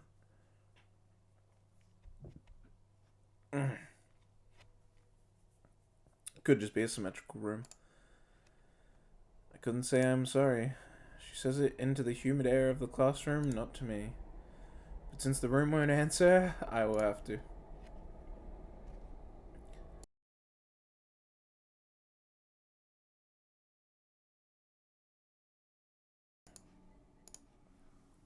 That was unfair of him. He was angry, but still. I can't decide how to end my sentences. Disdaining the teacher feels like disdaining my own behavior from 2 days ago. Stupid, but correct in hindsight. Rin won't answer, staying petrified where she stands, so I walk up to her. She stood up for herself, in a way I didn't expect that.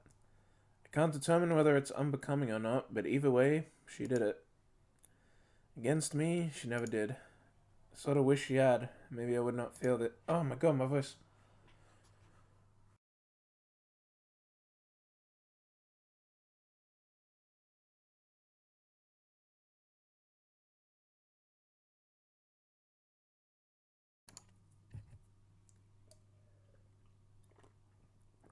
I don't know if you can hear it, but my voice is like giving out.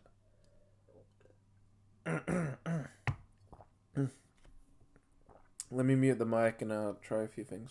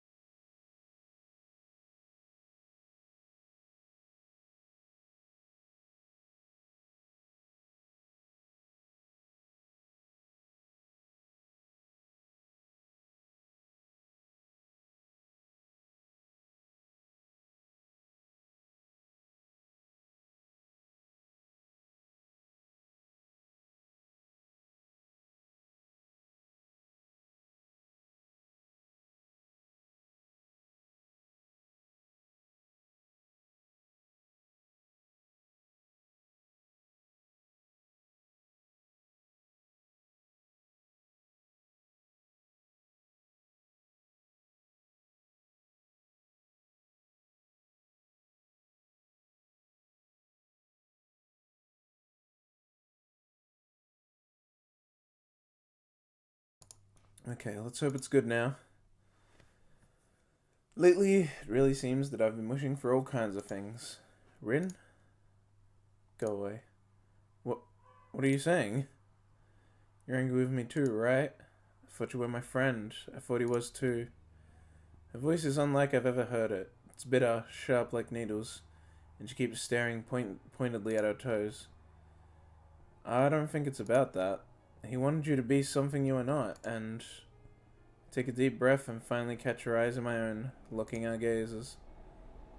I'm sorry I wanted us to be something else too, more than friends. Maybe that's why I couldn't contain myself and became so frustrated, just like the teacher did. What more? Oh, what more? There is nothing more to me than me. That's all I am. I don't understand that. Well, the answer should be obvious, right? I remember myself thinking of the purpose of friendship, to put up with everything and anything, to be there for your friend. Did I fail as a friend, thinking it would be a stepping stone for something else? Maybe, because of those thoughts, I didn't manage to put up with things, to keep it together. As outrageous as Rin is and was, I shouldn't have let myself get caught into that, especially when I started feeling the way I did towards her. So, did I fail? That's what her eyes seem to ask. I'm sorry, Rin. I might not be able to be your friend. I don't think I could ever be a good friend to you. I say these things because they are true, not because one of us would like to hear them. But there is something that must be said. The finality of my words creates a shaking silence. For what could either be... what? For what could either of us add to that? Why? Why does all this happen? People are doing things I don't ask for and don't want, and everyone keeps getting angry at me. I have no idea what is going on anymore, and can't stop feeling like I want to run away from everything. She shuts her eyes tight and breathes out deeply, calmly. When the eyelids open, all I can see is dark green desperation. I have no idea what's going on. Oh, no, I have no idea what's wrong with me. Her frenetic outbursts stupefies me for a moment, and for a heartbeat, we just gaze into each other's face. Seeing her confused eyes desperately looking for answers from mine only makes me sad because I know I have none. I don't know either. But you yourself said that things are not right nor wrong. They just are. You either accept them, work to change them, or give up. It's not that I hate you, or that Teacher Nomiya does. I just think that I am the kind of person who gives up when he feels he can't go on.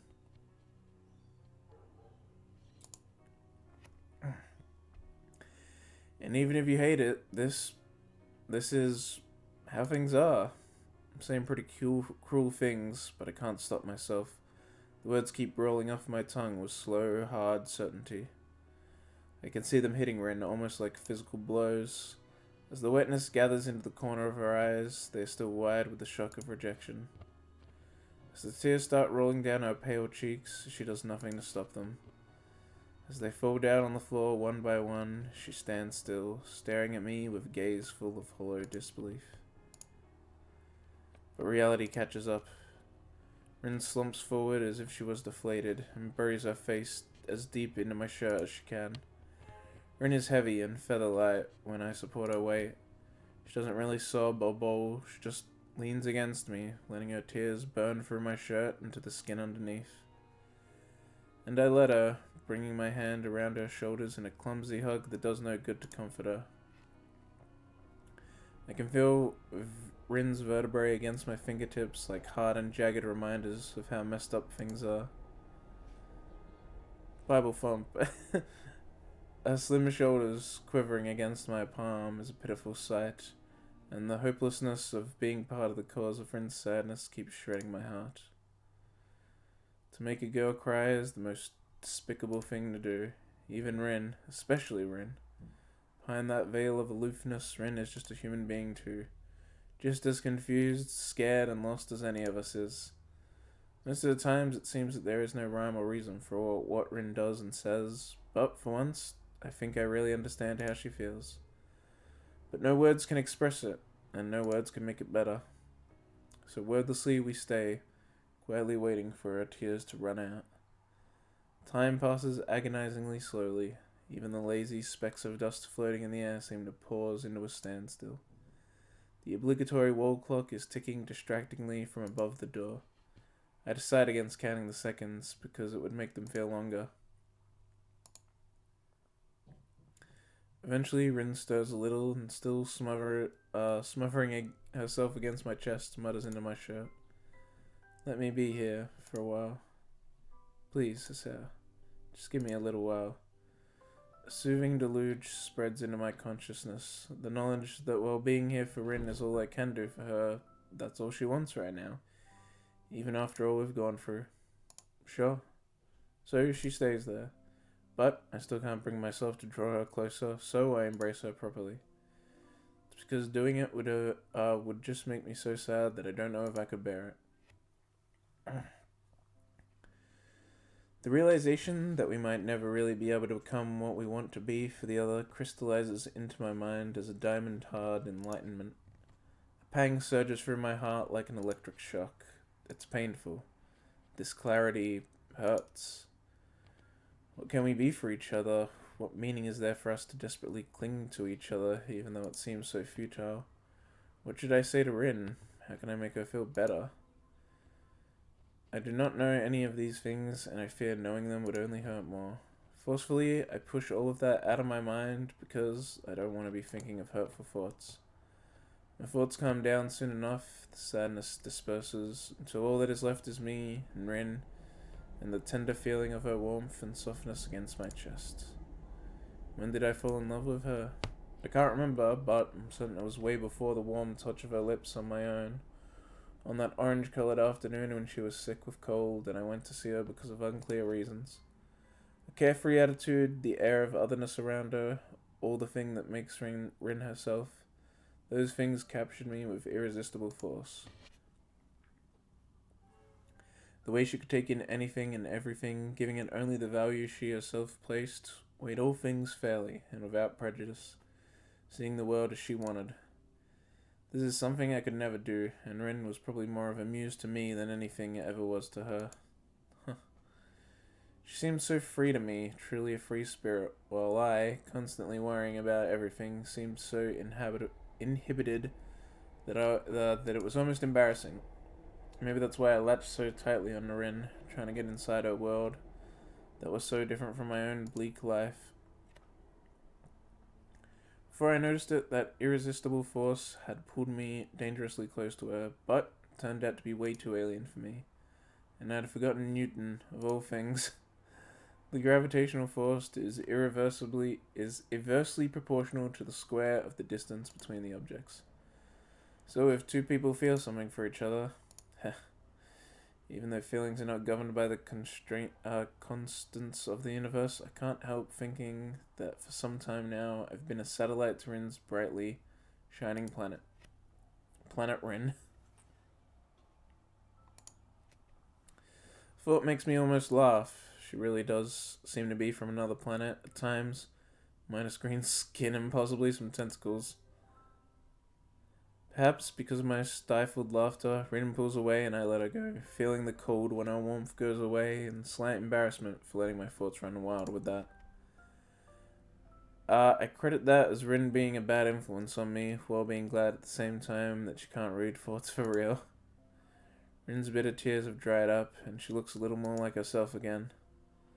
The lost look in her eyes is still there, though. Her gaze wanders around restlessly before stopping at me. What happened just now? Can you tell me? What do you mean? I cried. She says that hesitantly, as if not believing it herself. Yes? She keeps staring at me, as if pleading guidance so that she won't have to feel so lost. Why? You were sad. Is that what you want me to say? But isn't that obvious? I don't know. It feels weird to cry. What? I don't believe it. I mean, everyone does that. It's not... I bite my tongue before I finish my argument about normality. Norms do not apply to the person I'm talking to. It always felt so wrong. Different from what is in me. Like I couldn't really tell what I felt. So I started thinking that maybe I don't know what I'm feeling. Maybe it's me who was wrong. I thought these kind of things... I thought that painting was enough, because it felt that I did at least that right. That all that is... That all that is inside me could become a picture if I tried really hard. And it could. But it doesn't feel like it's enough anymore. Because if nobody else can see that, I will still be alone. Was it wrong to try? Everyone got really angry at me for that. I've rarely heard Rin say this much at once before. Once she finishes, she simply shuts up, looking so neutral that it's hard to believe she just said what she did. I don't know what to think. Rin was desperate for someone to look at her paintings and somehow see right through them into her soul, to understand her feelings, because she felt she could not express them in any other way. How could one say whether that is right or wrong?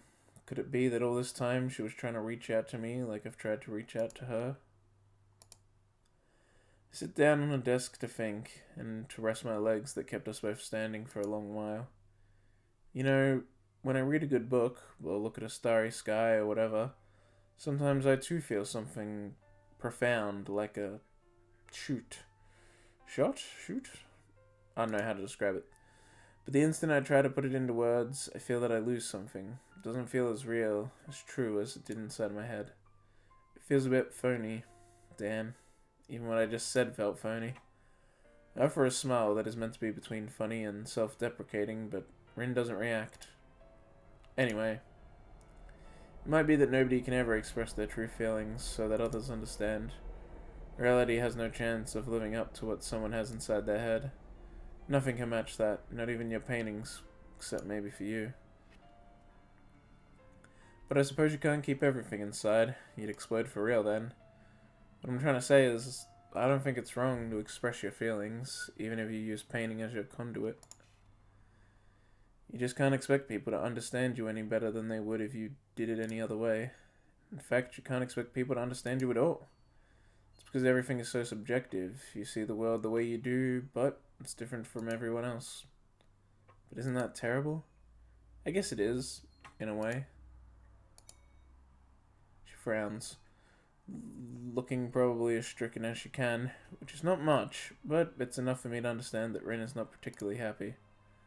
I think it might make me sad after all. Yeah, I know. I wish I could do something to help it. I don't think I sound bitter, even though I am, a little. This is my problem. I cannot be what Rin wants for her. And for the same reason, she can't do the same for me either. She makes a difficult face, carefully trying to pick the words she wants to say. So Rin has times when it's hard to say anything to. Can't be helped, I think. But if you say that, it makes me feel a little bit better. It's funny how some seemingly irrelevant things are the most significant ones at times like this. Like how Rin's voice is very, very small, barely audible when she says that. And how even her short bangs can cover her eyes when she looks downward. And how they can't cover the deep red color rising on her cheeks, and all the way to the tips of her ears. They turn into a very interesting shade of red. A deafening silence follows. It's very awkward, as if I saw something that wasn't meant to be seen, even if it wasn't on purpose. I don't know what to say to that, but I keep feeling like I should know. She doesn't either. Still, it feels like there is no momentum to lose even if we keep silence. Like we have some weird, wordless connection that would hold even so. Rin keeps shifting her weight from one foot to the other restlessly, looking everywhere around the room except at me. She is the one who finally breaks the spell. Can we go? I don't want to stay here. Oh, yeah, of course. Where? My reply is covering my nervousness as badly as her question is covering hers. You can go wherever you like. I want to sleep. I haven't really slept for a few weeks. Feels like there is a flock of light blue butterflies inside my head. It makes it hard to think properly. The kind that you think is too blue to really exist. Like Emmy's panties this morning. Hell yeah, blue. Light blue? Blue's a good color for panties. She shakes her head and I almost expect a couple of ultramarine colored morphos to pop out of her ears. Small smile tugs upward the corners of her mouth. That reminds me, the blue, not the panties. The word for a flock of butterflies is a swarm. I looked it up.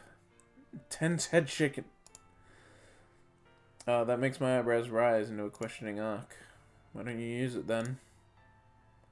I like the other word better. Why look it up in the first place then? Then you should use it, right? She nods and falls silent, her gaze escaping mine to the side. Attracted by the dark orange sunlight refracting from the windows. Stay like that for a little while, me silently looking at her, silently looking out of the window. Hey, you alright now? She glances at me from the corner of her eye, looking wistful again. The sunlight's reflection doesn't betray any more of her inner feelings. I'll need to think about that.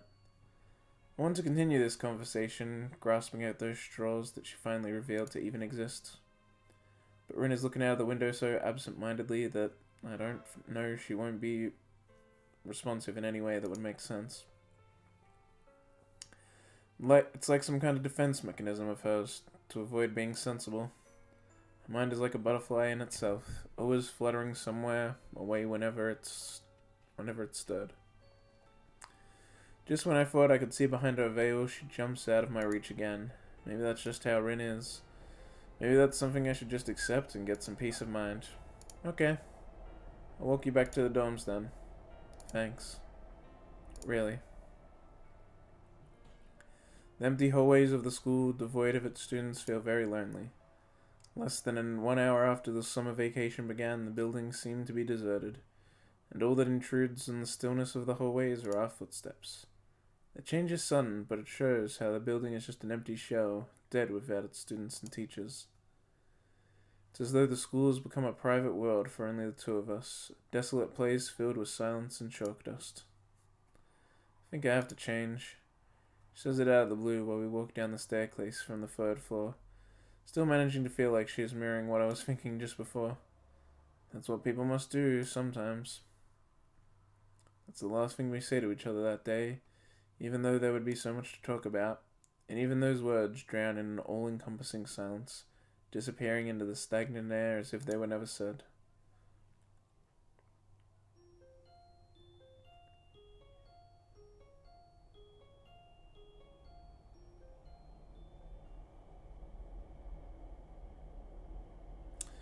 Okay, I really need to pee.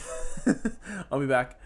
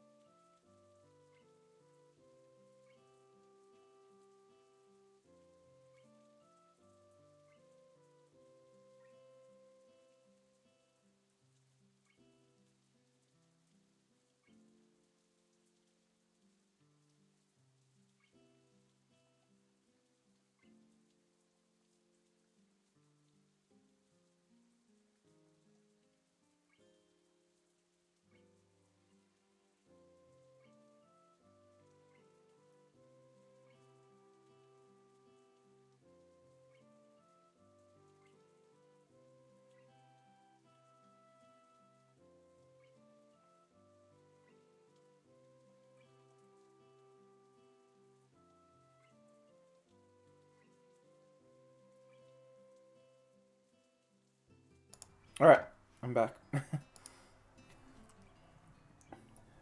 Just, really had to pee. I feel so much better now. I don't want to leave in the middle of that whole scene.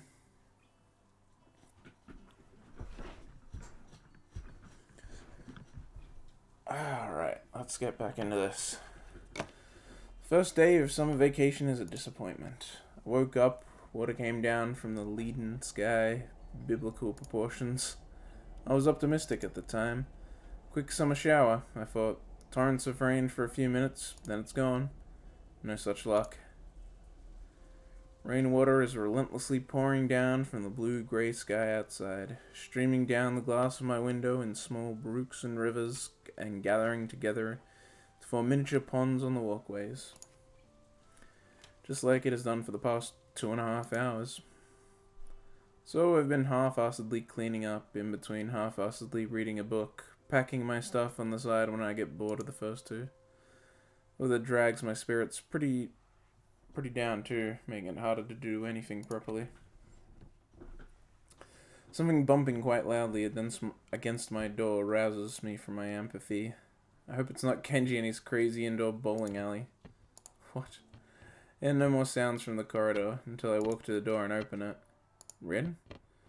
I wish seeing her would evoke some more emotion in me, but for one, I'm too surprised that she came here to see me, and for two, she's soaking wet. Uniform shirt is drenched and she is standing in a self-created puddle. Droplets of rainwater are dripping from her short bangs and sliding down her nose until they fall down from the tip. One by one. Hi. How are you feeling? Medium normal. The relative questionability of her statement aside, she sure doesn't look too good. You're all wet. It's because I came from the outside. Do you know it? Why'd you be outside? It's raining buckets out there if you haven't noticed. I haven't. It's raining pretty hard though. I was on a walk. Is that what you call wallowing in self-pity? You think I'm pitiful? No, I implied that you think you are. I'm not, and rain is not a sad thing. Don't you ever walk in the rain? I do, but only with proper equipment, like an umbrella. You just need to imagine you have a blue umbrella with white stripes. Might be tough when rain is falling on my head. Just imagine harder. Yeah, she definitely is back to normal. Those half-sarcastic, inconsiderate remarks that really push my buttons, even though she doesn't mean it. That vacant, spaced-out stare that always expects more than it gives. It's so very much like her. Meaning to come in. I need some help with water and clothes I'm wearing.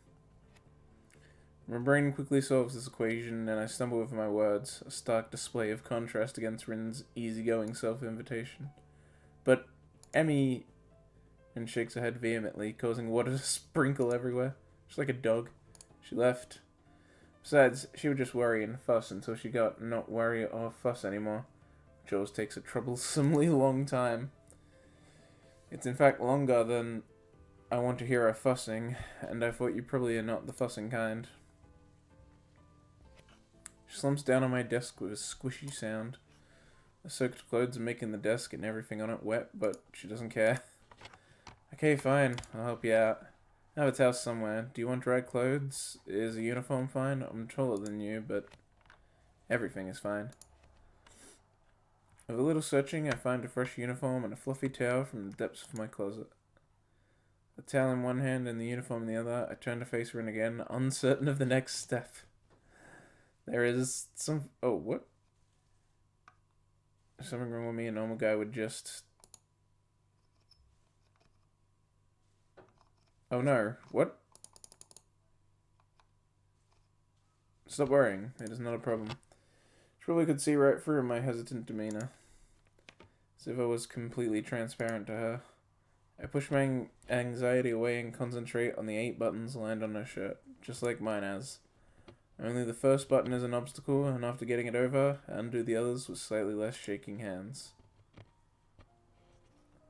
I'm not gonna get banned for this, am I right? I turned off adult content, right? Right? Yeah, disable adult content. So is this fine to show on Twitch?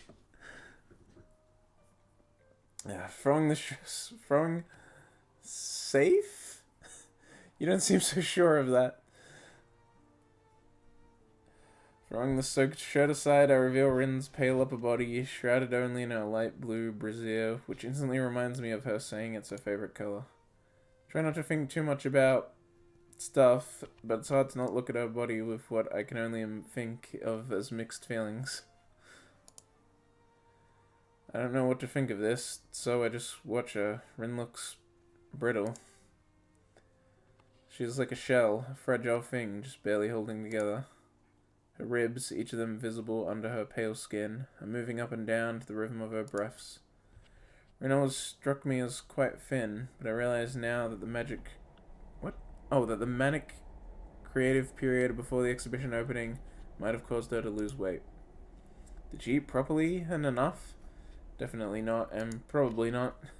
This ugly yet beautifully bare minimum of a human body that belongs to someone I care about is a contradiction of aesthetic in itself, oddly becoming of her. My eyes follow her collarbone to her shoulder and down her arm until the abrupt end. No, it's less than the bare minimum, I think, with a passing pang of sadness and some guilt for thinking like that. My god, her arms, degenerated into almost nothing but bone and skin due to lack of use, look very short now that the long sleeve of her uniform are not covering them.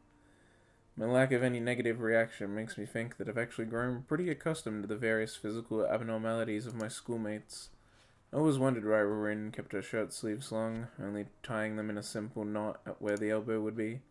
It seems a bit impractical, but then again, she is not exactly the pinnacle of practicality. Maybe she likes it, maybe it is somehow important to her, maybe there is no deeper meaning to it.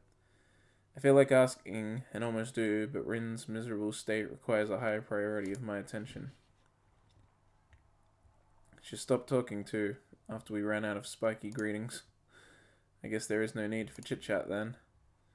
I pick up the towel from the bed and wrap it around her head, rumbling it all over her hair until most of the rainwater is hopefully soaked into the fabric. She peeks from below the towel at me, looking up with impassive eyes.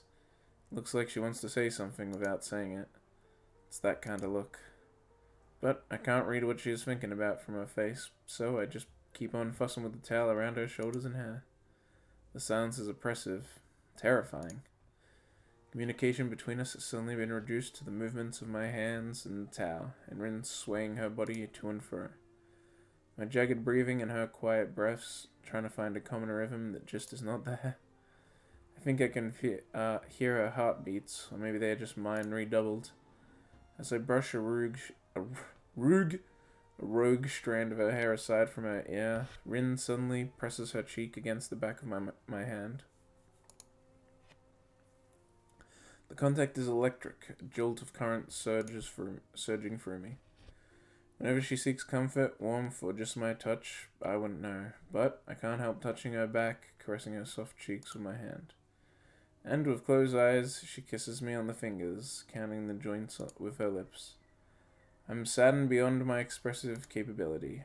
Here we are, a boy and a girl, both in love, or something like that with each other, or maybe not, and yet something is broken. I can feel it in me, and in Rin, in the way our gazes merely brush against each other, shying away from contact in a closed, timid posture, and in my way of touching her like a china doll, afraid of shattering her delicate form.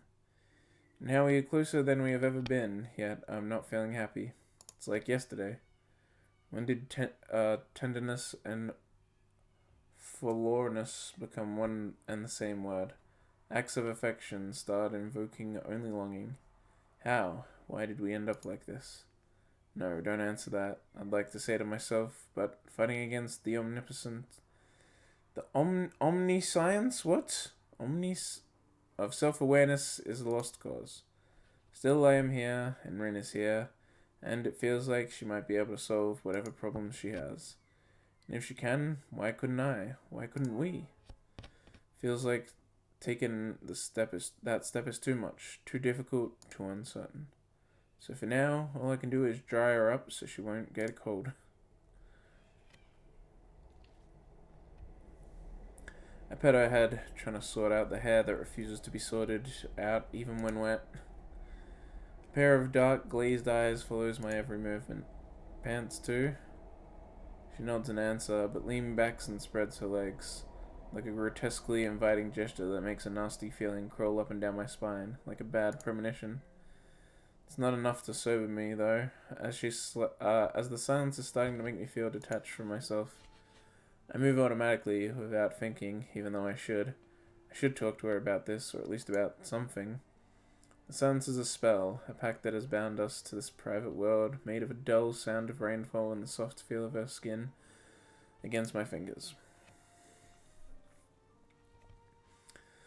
The button of her trousers is fastened tight, but it opens surprisingly easily. Slipping them off is hard, mostly because she is sitting on them with no intention of standing up to ease my task.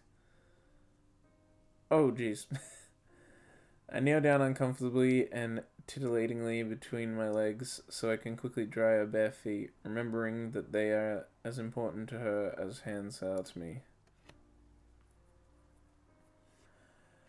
As I work the towel up from her ankle, Rin brushes her thigh against my cheek and nudges the small of my back with her heel to make me come closer. I look up to meet her silent stare that was waiting for me to look up.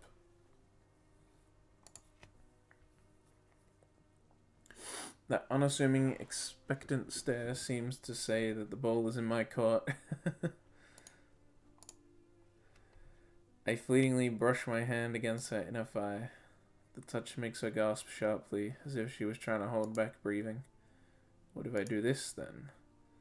The small kiss I placed on her thigh is enough to make Rin lose her composure. To shut her eyes, to squeal almost inaudibly. Is that what you want too? Would it be alright now to take this step? What if, maybe if, hazy thoughts float somewhere in the back of my unfocused mind. Somehow this whole situation is making it hard to think, as if my head was full of cotton stuff. Is it safe? Is it safe, Toast? You say it's safe, but it doesn't feel safe. But that's alright. It seems thinking is not something we needed right now. Whoop. Hey, the fish are back. Nice fish.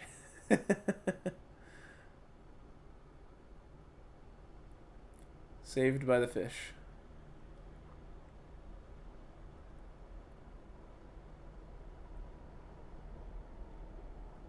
The fish saved us. They're good fish. Present is a fleeting and vague concept at best, the moment between the past and the future. It doesn't really mean anything. Thinking too much about things that don't make sense is a waste of time. That's why living through the present is always the best option. Besides, for us who can foresee the future, and who forgot the past too easily, present is really the only proof of our existence. Even though existence will go on, even if you forget about it for a while, it's good to seize the day at least every once in a while. That way, you can confirm that you are, in fact, alive.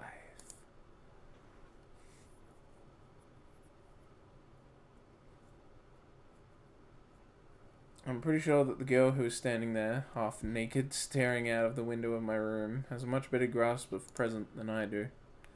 As for me, well, right now I'm somewhat confused by my present state, since I should try to locate my shirt and not stare at Rin's butt.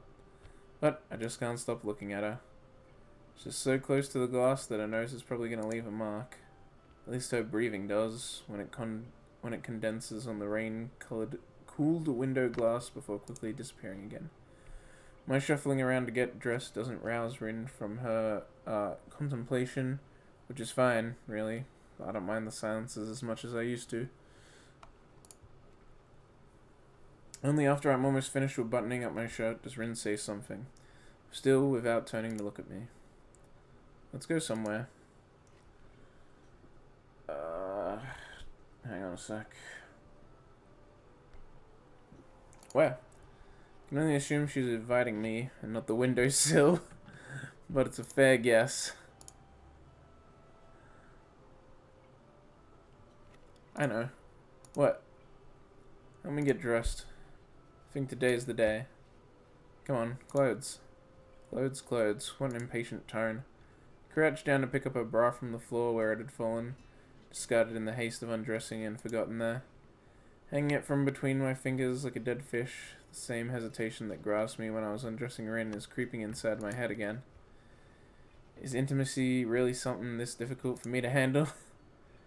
Come on, you got it off just fine. This is the same, but the other way around. It's like talking backwards. Seems hard, but it's easy. Sees sti st tub drasmes. Perplexed by a sudden and prodigious display of mental processing capacity, I forget to attempt reversing her gibberish back. I'm pretty sure I couldn't switch to talking backwards that fluidly, even with some practice. Could you repeat that? It's the same.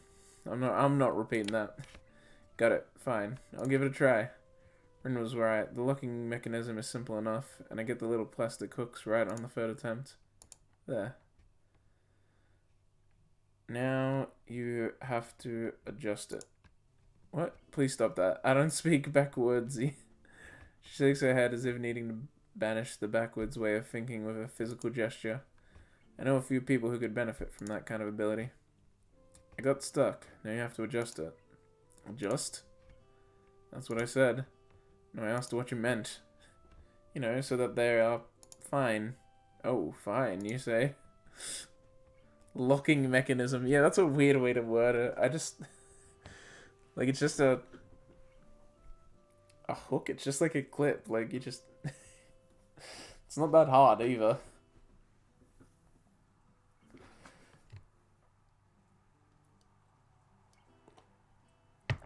Locking mechanism. What a horrible way to... like, what a horrible way of describing it.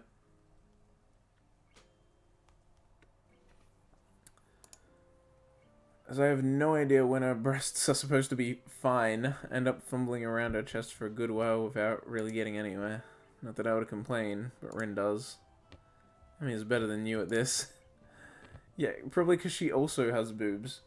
Her impatient tone ticks me off, even though I can't really disagree. Rin suddenly seems to be in an awful hurry. Yeah, well, excuse me. Could that be because she is a girl and can actually relate? I don't think so. She has just about as much chest as you do. That's fair. That's yeah. Rin doesn't. Emmy doesn't have much of a chest. She got more of an ass.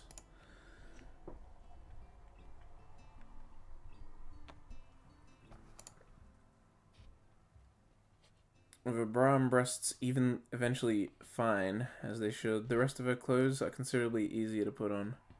It's just like adjusting your balls to say out. I'm sure that's how it works. I don't think so. I don't know about that one. Adjusting your balls is quite a bit different. They're a lot smaller. They hang a bit more. They're also closer together. Rin launches towards the door, even though her shirt is not even buttoned up all the way yet. Left with little choice, I run after her. As soon as I realize that we are heading for the side entrance leading to the forest, I think I know where Rin wanted to go, although I couldn't say why she'd want to go there. Then again, I can't really assume my guesses to be anywhere near correct when Rin is concerned. Not even for a quite generous definition of correct. I don't know, bro. They seem pretty similar to me. Bowl bras when? Dude, that's just underwear. Your underwear is to keep it all compact. Keep it all in place. What do you think underwear is for?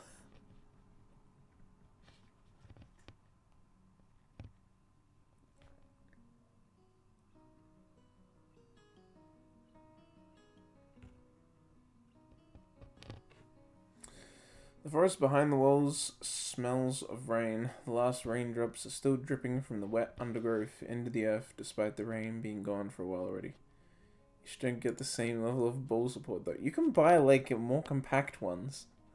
There's been ads for them on on TV recently. It's really weird. Stroll along with an unhurried pace that Rin sets, giving me time to take in the calming atmosphere. I think I can hear Rin saying hello to at least 3 different trees while she walks past them, but I ignore it, just like the trees do. She leads me to the narrow path leading up to the hilltops, as I guessed. I peek through the canopy, trying to find a rainbow, but there doesn't seem to be one. Need something that really cups the lumps. God damn it, Toast. What are you doing? cups the lumps. You can, dude. There's things like that. It's just not the norm.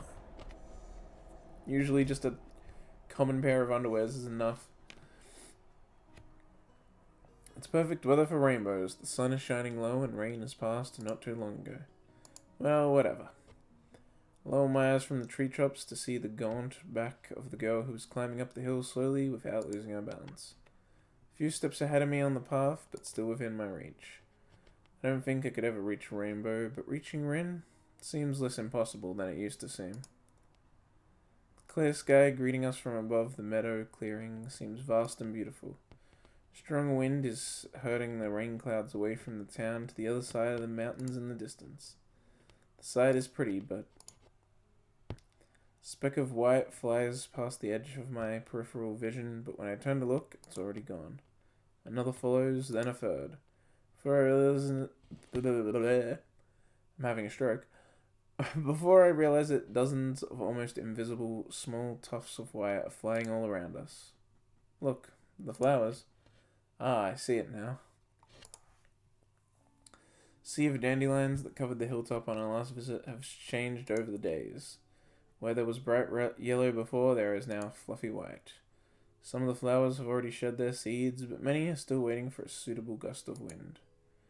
Today, these gusts are not in short demand. Every now and then they shake the grass thoroughly, and suddenly the air is thick with dandelion seeds. One by one, the seeds separate from the flower heads and are lifted away. A commonplace event, but one that seems to fascinate Rin for some reason. She's turning her head from side to side, marveling at the change happening all around her as the seeds fly away. I watch them too, following the white tufts floating with the wind towards the horizon. The image that I can... and imagine that I can see them even after they disappear from my sight. So, what is it? Do you love me? I snap to attention to meet her suddenly very serious face that is not looking only at the flowers anymore. What a tough question. Asked just like that, out of the blue. Still, her bluntness compels me to answer rapidly. I don't know. Maybe I do. Maybe too rapidly. What does that mean? I don't know. Rin sighs, perhaps unhappy with my wishy-washy answer. I would be too. Me neither. I don't think I know much about love. It's fine, isn't it? How should I know? The shrug of her shoulders seems to say, hesitating to give a familiar answer. She stays silent for only a second too long, but even that second isn't long enough for me to think ahead. I love you. Those 3 words freeze me in place like a rabbit staring into headlights. But I'm not a rabbit, and I'm just staring into Rin's eyes that seem far, far too impassive for what she just let out of her mouth. Rin looks pretty serious, though, until she sticks out her tongue, frowns a little, and confuses me even more than her words did. Why did she look mildly unhappy? Was it a confession of her deepest feelings? A test to see how I would react? A test to see how she would react? It tasted weird. Tastes? Yeah, so weird. She laughs, maybe nervously, or so I want to think, but stops midway when she notices how strange it sounds. Like, I don't know what. I don't think there's a word for this. Rin keeps on talking, as though there was no meaning behind her words. Steady and careless words dropping from the same tongue that form the more important ones. A word for, except... It's like she can't find the words. Rin just keeps staring at me, stumbling with her words, as if her brain suddenly ground to a halt. She looks awfully confused, much like how I feel right now, as I wait for her to explain. But she doesn't. She just blinks a few times, the flutter of her hair lashes... What? Oh, the flutter of her long lashes catching my fancy because she looks like she is petrified otherwise, until I realize what they were fighting against. It's those weird tears again, not associated with sadness or happiness, not pitiable sobbing, nor laughter of joy. Just tears, spontaneously and without a warning, like that one time in our classroom. Just a few of them, not enough to make a fuss about, so Rin doesn't make a move to hide them, even after noticing. Rin cries, looking like she has no idea why, and somehow a great uneasiness grows in my chest when I look into her wasty? I was going to say wasty for some reason. Her watery eyes that stare right back at me. It petrifies me too, the shock of her incomprehensibility of this situation. I just don't know what is happening anymore. Rin, what's wrong? She shakes her head in confusion, stumbling to get the words out of her mouth. Sorry. I might be a little afraid of you. The words are muttered slowly, with a small voice that is as disbelievable of what it's saying as I am. What? Why? I don't know. Saying that just made me feel like that. People cry when they are afraid, right? See? Oh.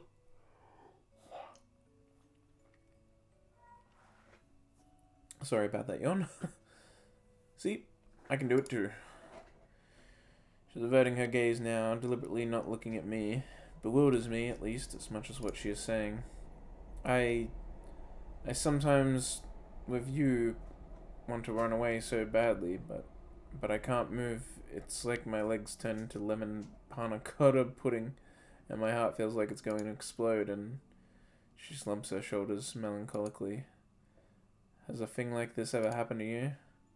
I remember the leaden sky above the frozen forest, and the sound of the leafless branches cracking under each other. It's like a memory from another life. Yeah, once. My heart hurt a lot back then, too. But I thought your thing was not contagious. I shake my head and a tiny, slightly forced smile rises on my lips. The other ailment of my heart could very well be contagious, and I wouldn't care a bit. What are you afraid of? I never thought I was scary. Rin shakes her head desperately, as if knowing that the tangle inside her mind won't be undone with just that. You make me feel like I should be someone... What? I should be with someone else than me. It's a scary thing. It happens when you are being nice to me, like yesterday. I never know what to do at times like that. It's hard. Voice is barely audible. A whispering admission of something that is too embarrassing to even think, not to mention to say aloud. Rin has never been one to be embarrassed, so she does utter it aloud, only timidly, as if by instinct. But I want to do something, but I don't know if this me can. For a moment, we just stare at each other as if waiting for the other to say something. You were so stupid. Rin's lips taste salty and scared again. What? Salty and scared against mine. Oh, as I grasp her into my embrace, I feel my heart thumping in my chest painfully. Even though I am glad that she can say things like that, they make me sad after all. Rin's spirit, her passion, her strength, all these things that I hold dear are the ones I don't want to change. How should I treat them? Where are they headed to? Is that future irrevocably different from mine? That anxiety will never lose its grip on my heart, but I think I could learn to live with it. Slowly, the pain in my heart dies out, and it settles into the same rhythm as Rin's. We listen to that for some time.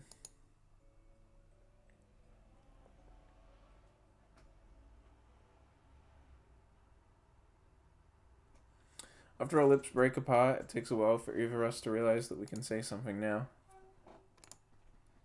See? You're a really kind person, even when you are not. It's the most scariest thing ever. I think that all I was ever afraid of is your kindness. Is it bad, even if you are afraid? She thinks about this for a while, furrowing her brow, as though it was some kind of hard math problem. No, I'm alright with it. It's fine, if it's you.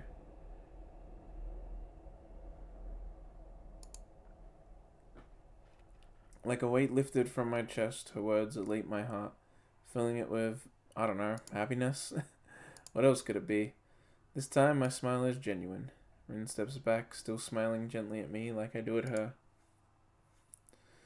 While she wipes her face on her shoulder, I pick up a round, plump dandelion clock? And bring it to my pursed lips. Puff. They spread out into the wind that picks them up to carry them to a new home. To think only a few short weeks ago they were so different. This is change. Hey, so the flowers become what they were meant to become, like you said the last time.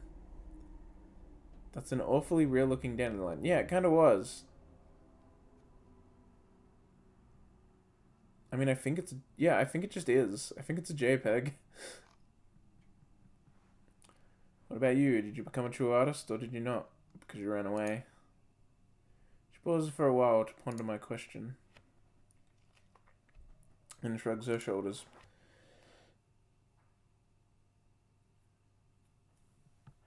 It almost makes me laugh. The carefree easiness of her gesture is a lovely thing, a sign of how Rin can, truly and really, without any restraints whatsoever, shed the entire weight of the world from her shoulders, should she will it. She is, in every possible and probably a few impossible ways, free. And I think I might love her for that. I don't think it matters. Let's just watch the clouds for today.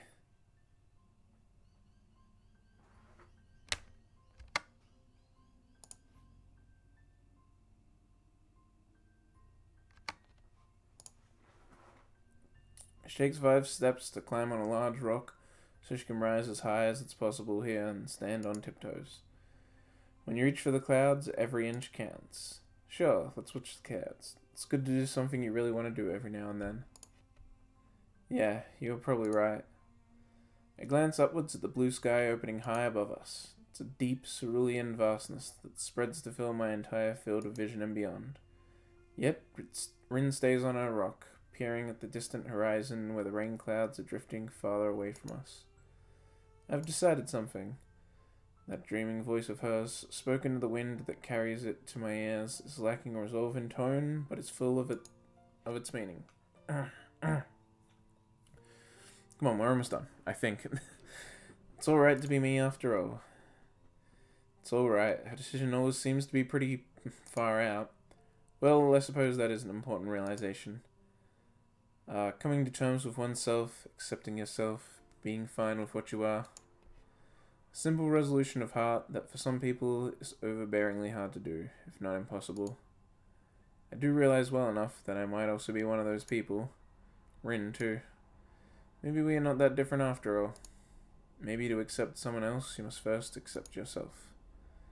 Maybe that is a necessary step, which we didn't take until now. Looking at her standing on that rock, I believe that she can find whatever she is looking for. And so can I. The wind catches her hair and clothes, and Rin spreads her short arms into an embrace that is so very tiny, but as wide as she can ever do. For a moment, it looks like she herself might take flight, and I have to hold myself back to not reach for her shoulders, not drag her back to me. Why did I almost say back in time? What the hell? But this picture is something I can only watch. It is something for me to remember. Rin's sleeves are flapping freely in the wind, her hair wildly tousled by it, her skin touched by the setting.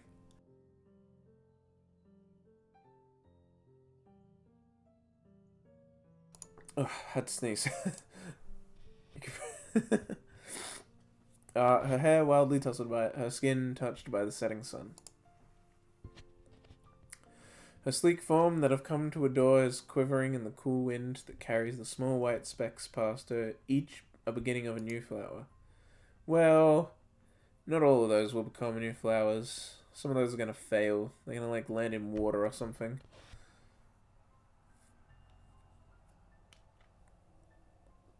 Or get, like, eaten by something that eats dandelion seeds. It's probably some bug. All that is engraved inside my heart. Like those tiny seeds scattered into the wind, I'm sure that Rin too can take her place in this world without the need to create her own inside of it. Maybe she believes it too, and standing as close to heaven as possible, she's giving the world a big hug. To me, it seems like the entire world really could have fit there, between those small arms of hers, inside of her all-encompassing embrace. Sao? She looks at me the same way she calls my name, carelessly over her shoulder, with a strange happiness in her voice and her eyes.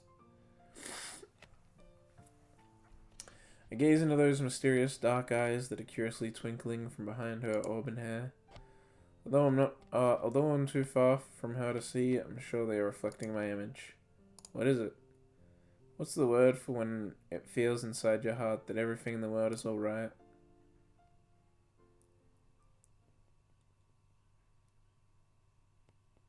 Is that the end? Hey, that's the end. That felt like the good ending. Surely that's the good ending, right? Oh, credits are on the right. Ah, yeah, I see. We're getting something now. Nice end.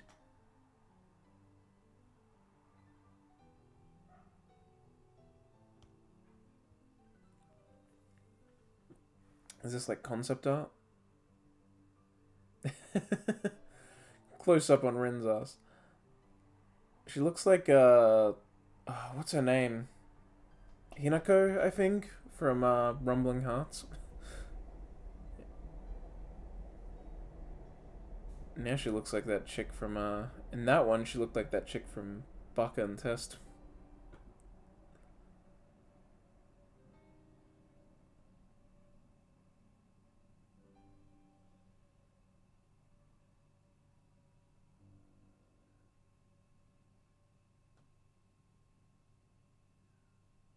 (2015) Four Leaf Studios.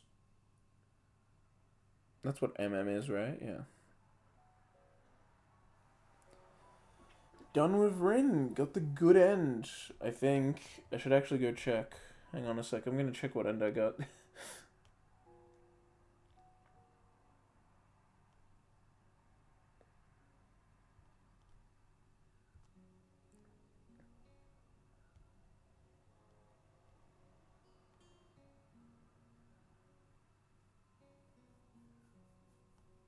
'Okay. Yeah. Okay, yeah, you just said that was the good end anyway. I got the good end. So if I go to like, what do I do? I think a gallery. No. Library. E. Okay, so Rin.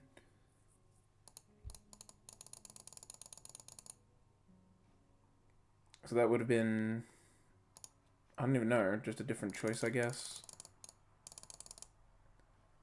This is Act 4, so this would have been the free scenes that make up the neutral end, I suppose. Alright. Then, why the hell not? Let's go get the neutral end.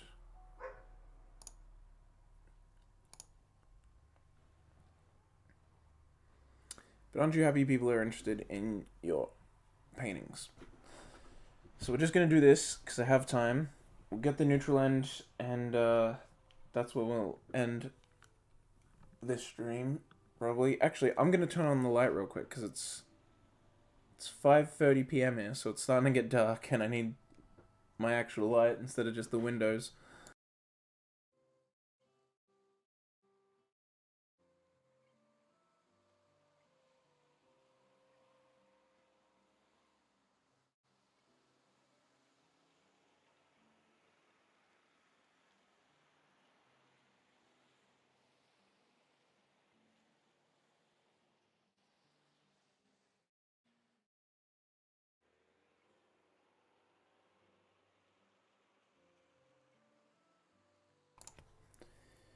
Yeah, it was, Juicer. I even checked.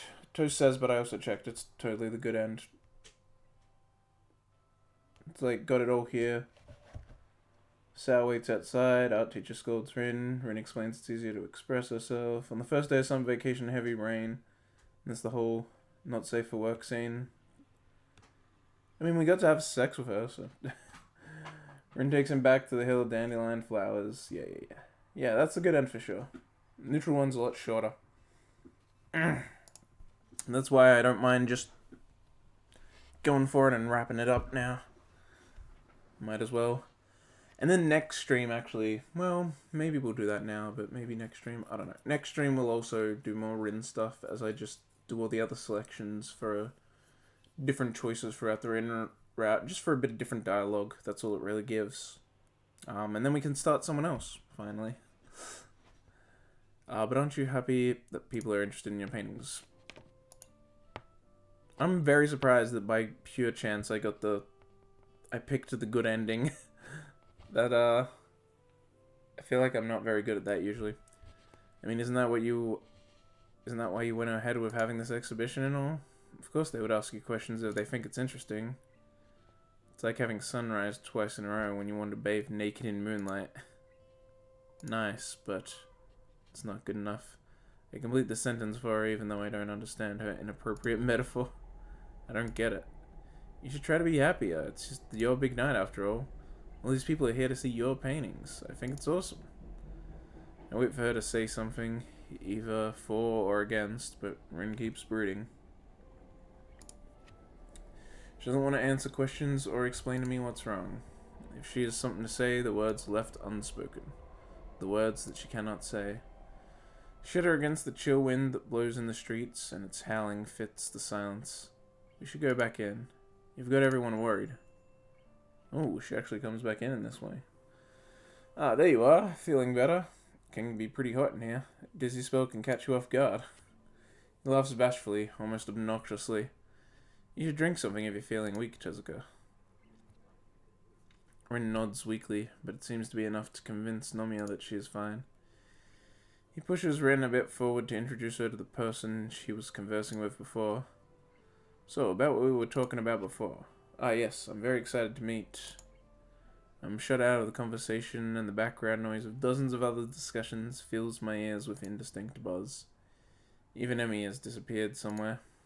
Standing in the middle of the crowd is a surprisingly lonely feeling.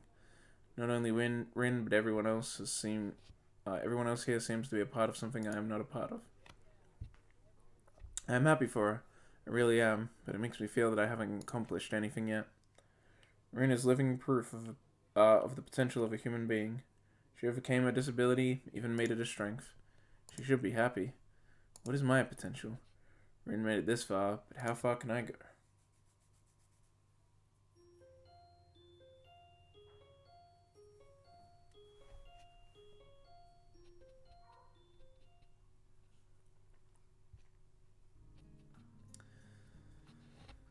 Is this...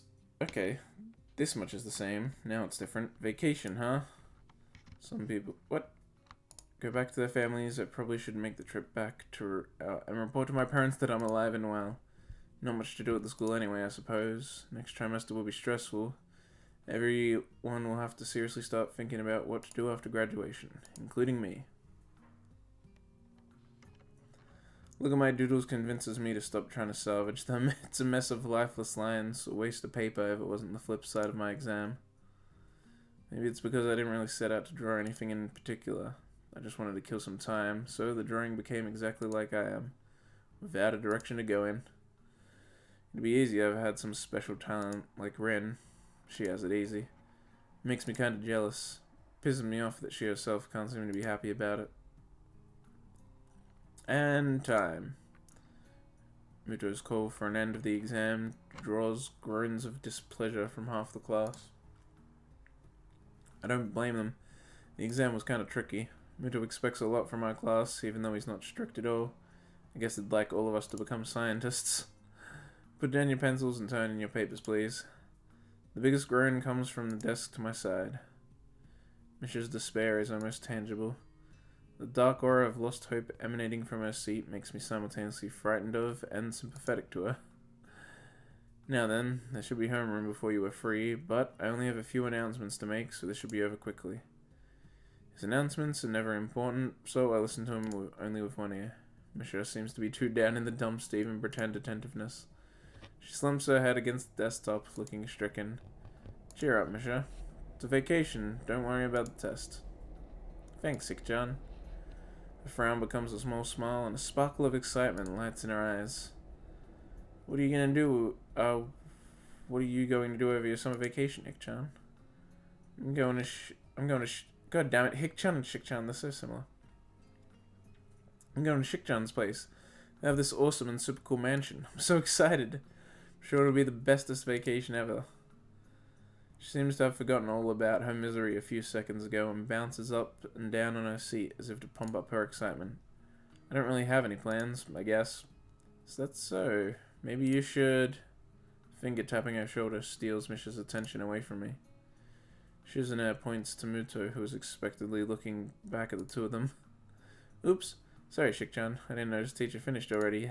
She clears her throat and takes a deep breath. Stand. Stand up with everyone. Since I came here, I've always wondered about something. What do the wheelchair-bound students think about this daily tradition, being unable to do it properly?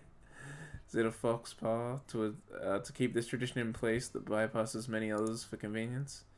Even though I never asked anyone, during these short weeks here, I've come to the conclusion that they definitely are not insulted. They understand. That's what I like about this school. Nobody is too uptight about anything. Everyone is so considerate and understanding of each other. Wish the whole world could be like this. Bow.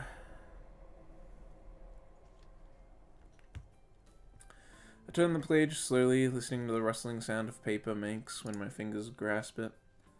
I'm restless. It's the summer vacation. No class, no homework, no art club meetings, just free time to spend however I want.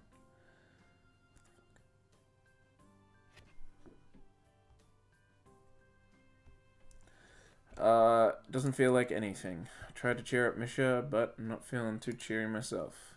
To be honest, the free time is intimidating. It reminds me of the hospital and the long meaningless days that had to be filled somehow. The only difference is that there I was bound at the ward, guarded by the Cerberus-like nurses. Reading was a good solution back then, but the thought of spending my summer vacation reading book feels nerdy. Nerd! Sao is a nerd anyway.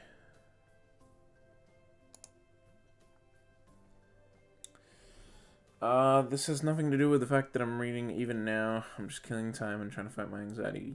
Yeah, what a nerd. Fucking reading. And besides, my mind is on other matters, stretching in too many directions to make sense of any of them. Thus, the book I've been on since Tuesday is progressing slowly. Feels like this book is taking me longer to read than it took the author to write. Try to put it down for a while, then read some again, start all over from the beginning, read each page twice. Nothing works. I have zero concentration. Taking it with me just in case I head out to get some fresh air and inspiration as to what to do. Make my way to the quad, passing my students, heading for the gates. The hesitant ones are leaving for their homes already. Judging from the luggage, some are dragging with them. I guess that no matter how hospitable Yamaku is, home is still home. Still, some people will be staying here over the vacation. The quad is big enough for its sensor to be shadowless, no matter how high or low the sun is.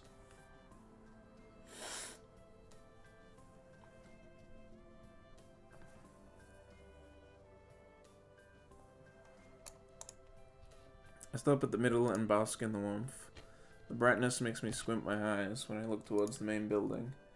It looks old but abandoned already. Yuko wasn't at work today, so the next time I can get books from the school library is after vacation. There's a public library somewhere, I'm sure, but I'm feeling too lethargic to find out where it is. See? Lethargic. I know that word. I know that word. I'm smart.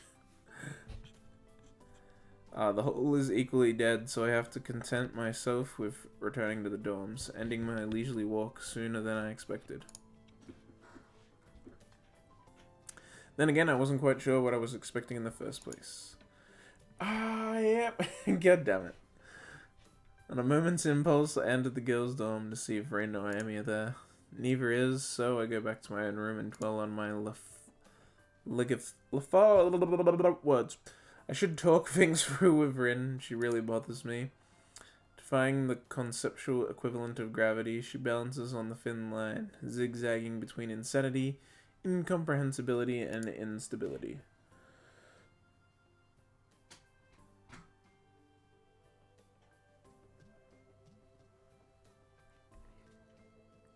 Rin affects me too. She challenges me in ways that I don't know, or more accurately, didn't hope existed. Started to wonder whether these feelings are really love, or I was just fooling myself. Surely it would be insanity to consider that.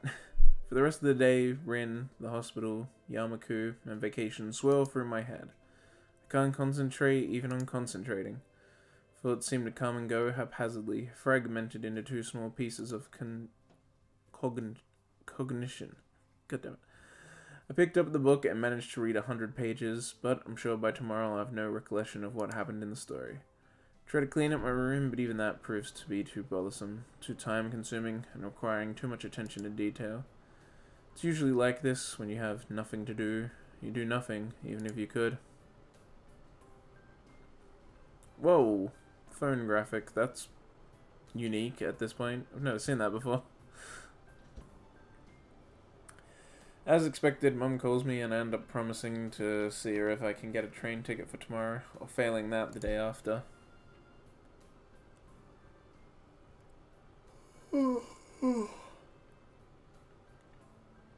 Maybe I'll go downtown tomorrow anyway. I could do some shopping or something. It's not that I need anything, but maybe there are some summer sales and I could pick up something. Summer sale? Steam summer no. Although, right now, going on at Steam are Golden Week sale. At least I think it's still going. I got Dangun Romper. I got Dangly Ropes. I got Phantom Break, which I already started streaming. And I got a bunch of Neptunia games. Why am I trying to force myself? Before I was content with having nothing to do, save for kicking the ball every now and then at the field. Now it seems that I can't settle down at all. Is it because I have changed? Or because my world has changed? By 11, the darkness bids me to sleep. Medication bottles are erroneously arranged by my right table, not at all beckoning, rather pointedly reminding me of the reality instead. It's evening, so I have to open 3 bottles, extract 1 large oval-shaped one, 2 small round ones, and 1 large flat that has been cut in half. Close the bottles and chug down the medication with a Cheshire of fresh tap water. Never mind. The water tastes metallic on my tongue. Swallow it along with the pills anyway and head to the bathroom. The mindless job of brushing my teeth is fit for trying to sort my thoughts. One emerges from the mass, clearly rising above the others. I want to see Rin. I can't let my outburst of anger be the last thing between us before the vacation. I have to see her, tomorrow. Sleep overcomes my confused mind with more ease than it should.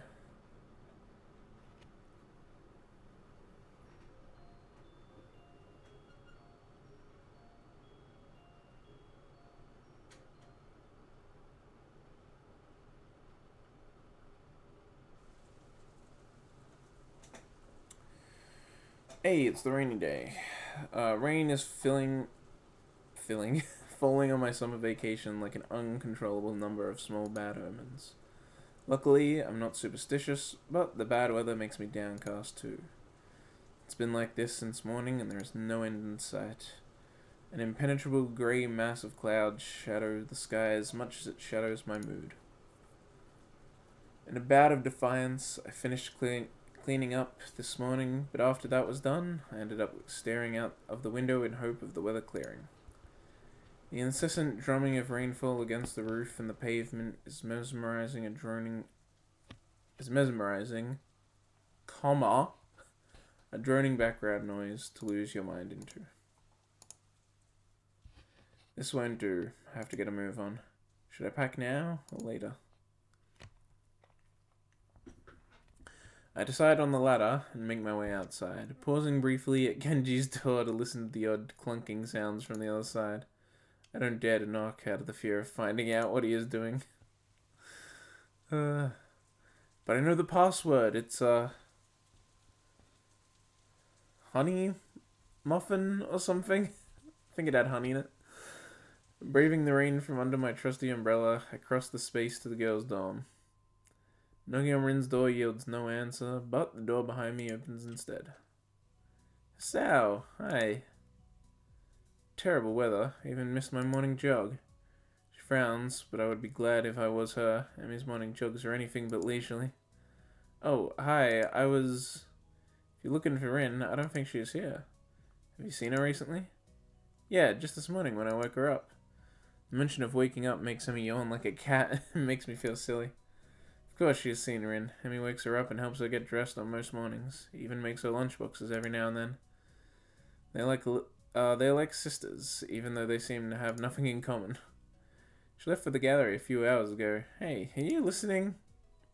Maybe I'm making a funny face or something, since Emmy tilts her head quizzically, looking at me with her eyes round and inquisitive. Her innocent face seems to request my attention. Yeah, I'm listening. Can I ask you a question? Yeah, of course. She furrows her brow, licking her lips as if to prepare for something. Why do you care so much about Ren? I mean, you probably hang around with her more than I do, and we even slept in the same bed sometime until, lately.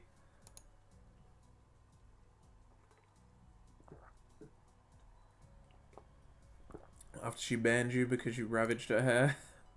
Shock of horror widens Emmy's eyes at least twofold, making them seem even more saucer-like than usual, while a healthy blush rises to her cheeks and ears. She told? Ugh, I'm gonna strangle that Rin or something other horrible.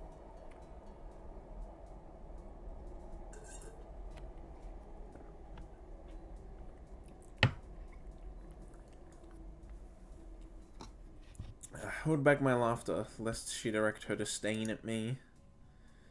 Emmy recuperates quickly from the embarrassment and seems to forgive Rin in the same instance, getting her focus back on me. Anyway, are you in love with her or something? Oh jeez. Uh-oh, this really feels like an elder sister questioning a suitor. Emmy is kinda nosy, not in a good happy way. If there even is one to begin with. Should make a good partner for Misha, to be honest. The horror. It's already your second question, so I don't think I have to answer. Try to conjure up a front made of pure, crystallized cool and uninvolvement. I wonder whether I managed to fool even myself. At least Emmy is waggling her eyebrows dangerously with a nasty smirk on her lips. Oh my god, that face.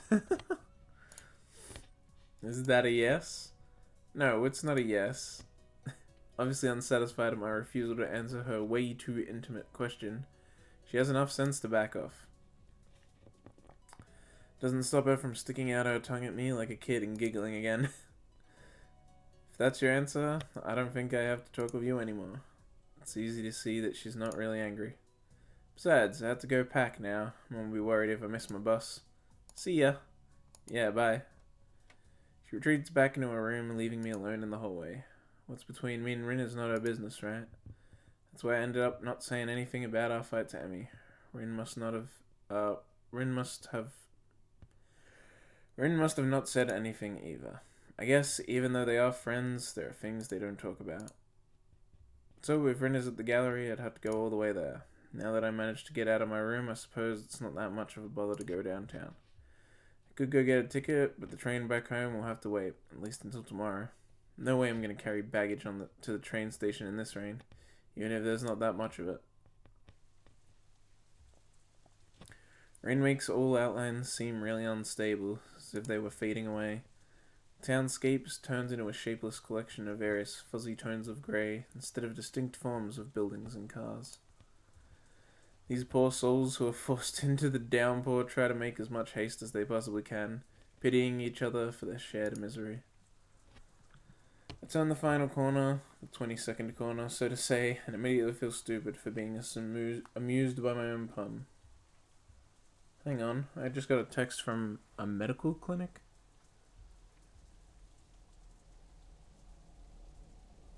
Oh, is this just my... I guess that's just my local medical center. I just got a random message saying some street medical center is now screening for COVID. I think that's my local one. Hanover Street? No, surely not. Isn't it Darling? I don't know.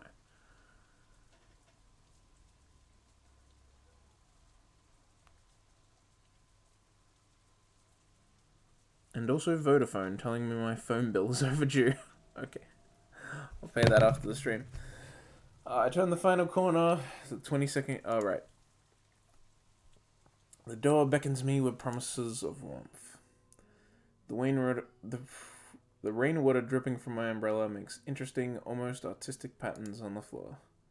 I am not wet, apart from my shoes that leave small puddles in my wake, completing the rainwater artwork. Nomiya is here too, Chat will say at the back of the gallery. Rin nowhere to be seen though. Maybe she's upstairs? There are no customers though, which figures, considering the bucket loads of water dropping on the neck of anyone daring to brave the weather today. Welcome. Hello, sorry to interrupt.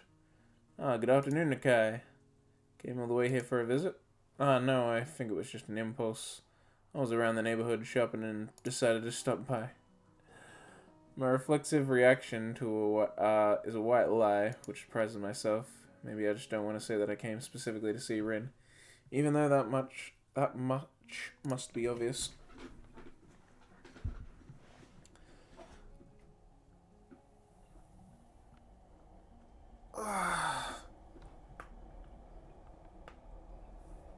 My, it's just a bad day for shopping. Would you like some tea to warm you up?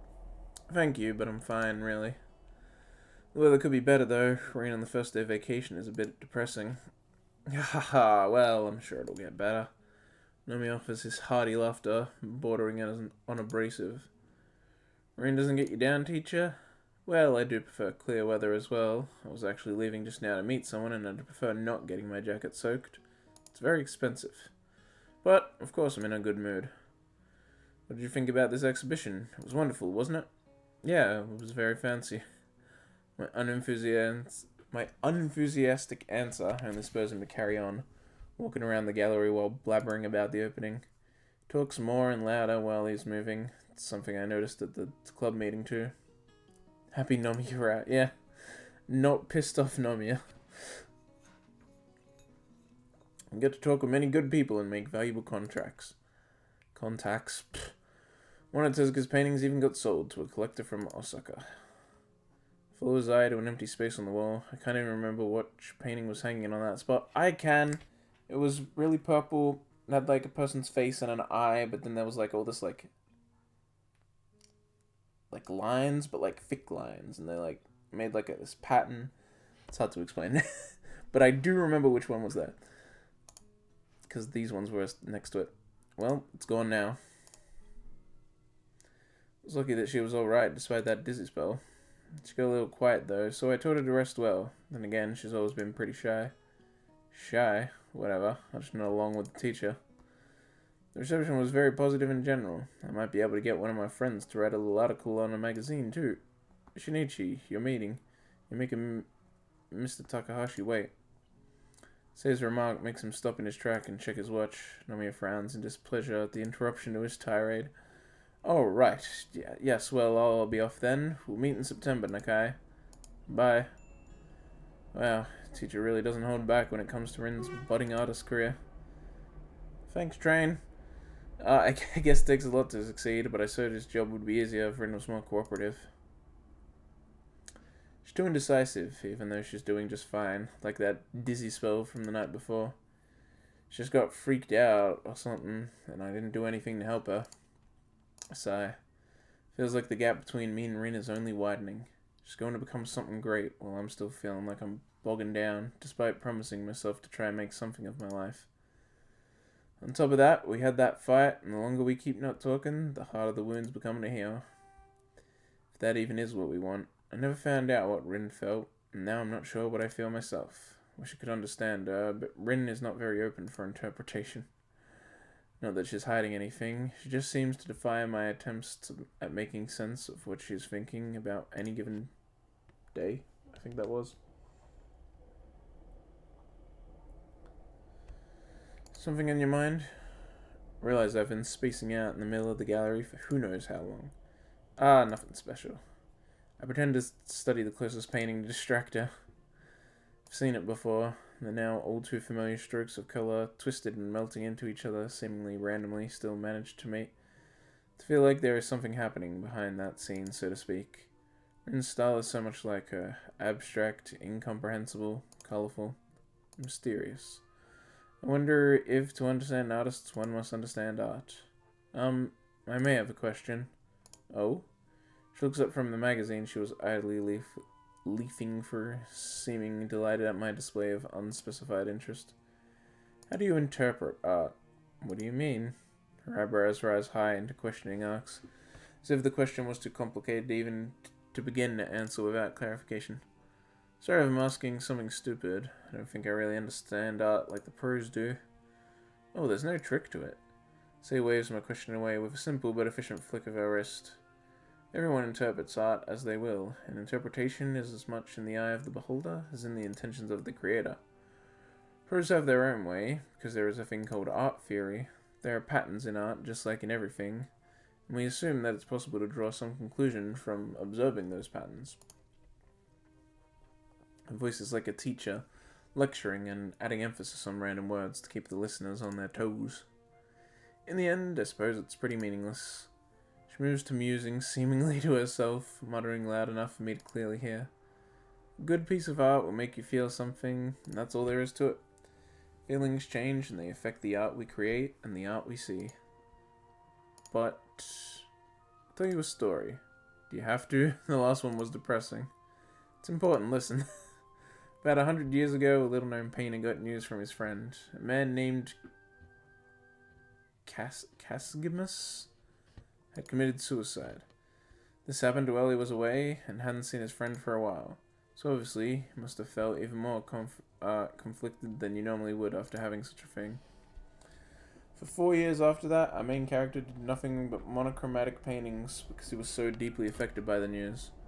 Whatever he did, he always kept returning to that same color, until it let him out of its grasp. She takes a little pause to check whether I'm still following. I am, to an extent, so I give her the prompt that storytellers seem to live for. So? It's hard to continue from that, as I can't seem to come up with the question she wants me to come up with.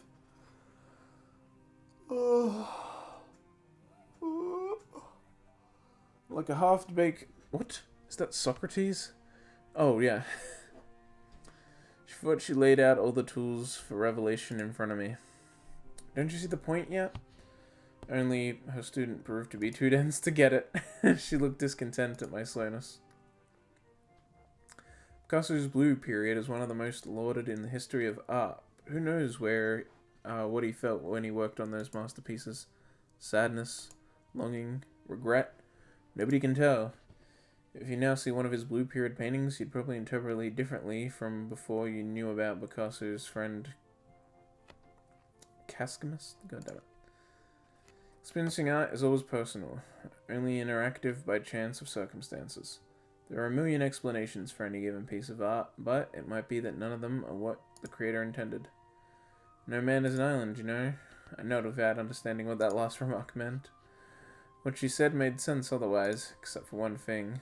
If art is communication, like Rin said, but everyone is taking their own secret language, like Say said, what can anyone ever hope to communicate? It seems so futile and pointless. Art really is not a thing for me.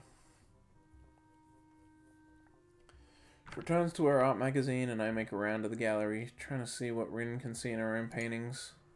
Soothing mood takes hold of the gallery, surrounded by the rainstorm, the big windows making the transparent isolation feel more comfortable. The tinkle of the bell disrupts the tranquil mood. Rin pushes the door open with her shoulder and steps in. I'd almost forgotten that she was the reason why I came to the gallery in the first place. I think I'm ready. She pauses mid-sentence, noticing my presence. The needle-dropping silence lasts for exactly 1.5 seconds. Not enough for either me or Say to open our mouths, but enough for Rin to react. I'm going for a walk. Heading back outside with a reckless pace, uncharacteristic of her, Rin seems to forget that it's still raining. Without giving it any real thought, I grab my umbrella and hurry after her. I catch Rin around the corner, open the umbrella and lift it above the two of us, while still having almost run to keep up with her. She doesn't protest me running after her, nor me giving her shelter against the rain, eventually slowing her pace down so I can match it without an immediate danger of overexerting myself. I relax from the rush, assessing the situation. Last time I held my umbrella to guard both of us against the rain, I didn't think too much about it. But now, all the things that happened since then are gathering into a freezing cold ball around my stomach. Being close to her makes me uncomfortable, and I feel myself flustering slightly. It's hard to get words out of my mouth, as if it feels suddenly very, very dry. Still, it's not like I can back off. Why do you keep running away? I don't want to talk to you. I want to talk to you. Hurts every time I do. Sometimes it can't be helped. I don't want to hurt. Fine. We don't have to talk. What should we do? Let's just keep walking. Just walking. Just walking. Okay? Hey, it's the same visual from when we walked in the rain and Emmy ran off. Our footsteps go splish splash in the shallow puddles forming on the streets as we walk through the rainfall. Rin, now walking beside me in an unhurried and relaxed manner, doesn't seem to be even a bit bothered by the fact that she is getting wet, though she needn't to. She is particularly out of protective shelter of my umbrella, despite it being more than big enough for the two of us. It's as if she doesn't even notice the rain drenching her shirt. Rin's demeanor always evokes mental images of meditative calm, even though she might be in inner turmoil. But I don't think this is meditation. This is just getting soaked in rain. Wish it could be more calm too. I've become too involved with Rin to retain my usual aloofness. Feels like I have become one of those people who fool themselves into thinking that they are objective, only to find out they are the worst kind of liars. Illusions to fool ourselves. What better way to make one feel like a good person? Might be better to lose that illusion. I'll be going back home for some time, so I thought I'd come see you before that. Could have thought of a better conversation opener, but Rin actively refused to talk. Makes it hard. That's good. I might have thought that you'd been kidnapped otherwise. You can't keep running away from everything. Not even from me, trying to talk seriously. I'm always serious, and I seem to be running very slowly right now. Maybe I should take lessons from Emmy. It's futile, like talking to a brick roll that randomly spouts sarcastic nonsense back at you. Think of your exhibition opening. What if you had run away? If Rin had run away, we'd be having sex right now. Rin doesn't answer to that. She just keeps walking or running slowly, escaping from me into her silence. She has an knack for being alone in company, I've noticed. We head down the street and turn left, then 3 times right, then left again. It's like that night from some time ago. We keep choosing directions randomly because it doesn't matter where we are going. All that matters is walking and the sound of raindrops drumming against the umbrella. Bottom. Water flows down from the roofs of the buildings and into the storm drains in wide rivers. Even though I try to step over them, my feet are getting wet through my shoes. Ooh, that's always the worst. Feet getting wet in your shoes and your socks are all wet and they're like, oh, I'm squishing, oh, I hate it. Keep walking in silence that just begs to be broken again. I'm sure I'm the only one feeling like this, though.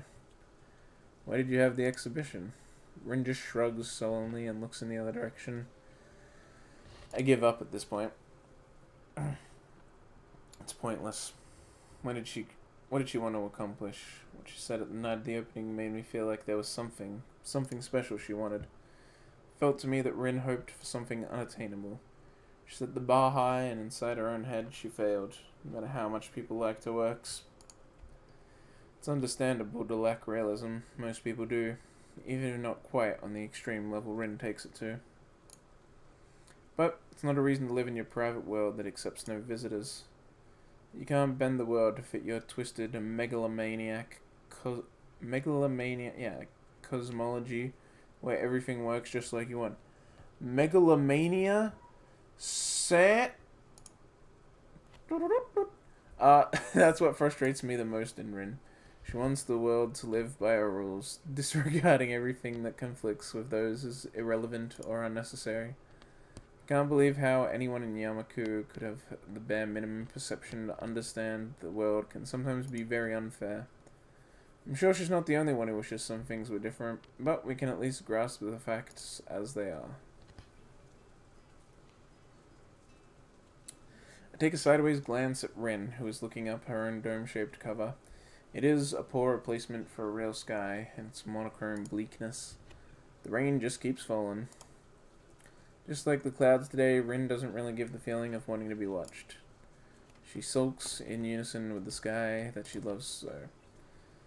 I shouldn't have come. Her presence only reminds me of how angry I got because of those exact same reasons. How those reasons probably can't ever change. Even though I wanted to say I'm sorry, even though I don't want us to break apart. I can't bring myself to have either of those things.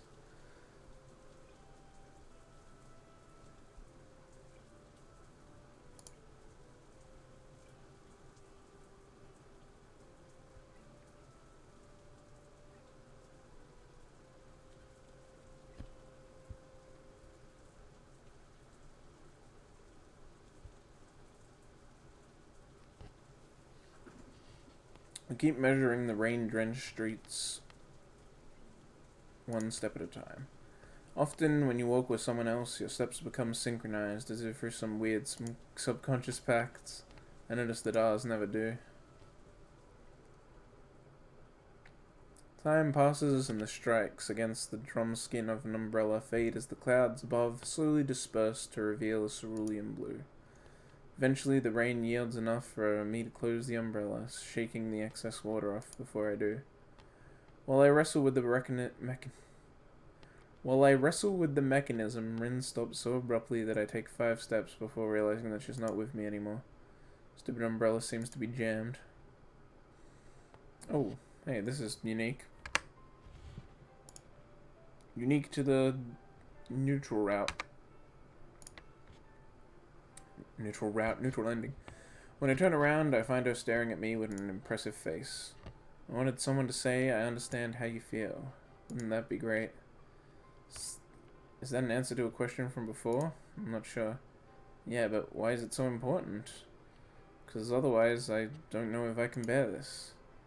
I was still in the middle of folding my umbrella, so I just answered something to get the conversation going. But what she says now freezes my blood.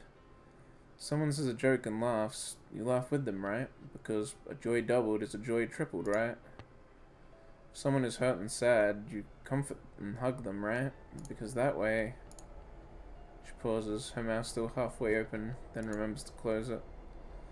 The gloom sits on her face and simultaneously on my heart. I don't know why the right words never come out. I don't know why I can laugh only when I make myself. I don't know why everything stays only inside me, even when it feels like I'm going to burst. Her flat, expressionless face does not waver, even when she says that. Her usual steady voice becomes only slightly quieter than normal. But who would ever want to feel like that? Rin looks at me and I imagine the sadness reflecting from her eyes. Whether it really is free to... whether it really is there or not. I don't want to feel like this. We stay silent for a little while after that. Rin, because she said all she had to say at once. I, because I have no clue how to process what she just said. I don't understand what Rin is saying, or I do, but I don't want to. For the first time, both of these things happen, and it has to be simultaneous. The irony is not lost on me. I think everyone wants to be understood. That's universal. But that is impossible, not only for me, but for anyone. Saya said so too. You affect other people and are affected by them.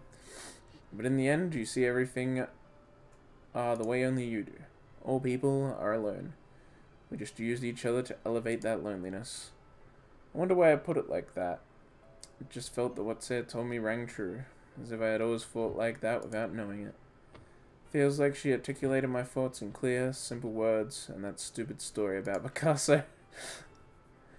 Rin drops her head like a withering flower, letting her bangs fall in front of her eyes so that I can't see them. Hey, look! I'm Picasso! Ah, you don't get it. Why do you say that when you made me feel otherwise? It's unfair. The shaky voice that says those words does not belong to Rin. I really thought you could be different, that I wouldn't have to be alone. It's a bitter voice of disappointment, spoken through clenched teeth and a quivering chest. I'm sorry. If you are, why do you say something unfair like that?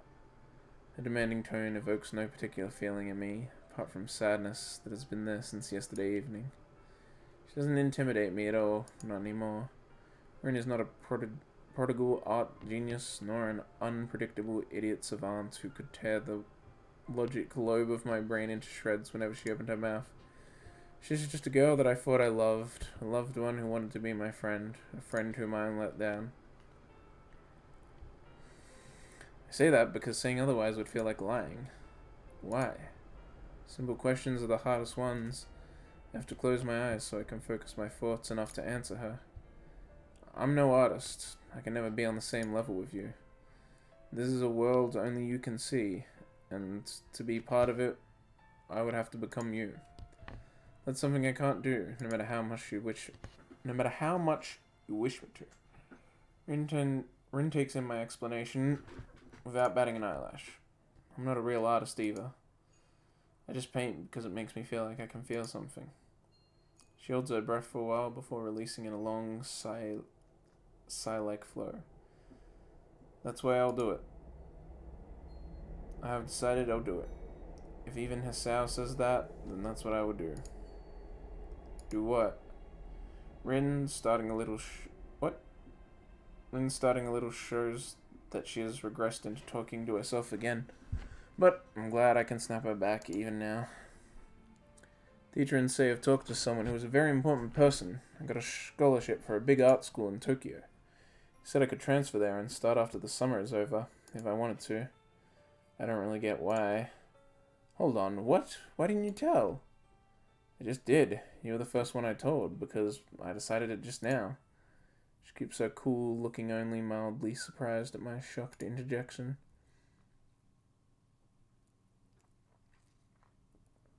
It's ridiculous how easily she can say something so life-changing. I can't believe it.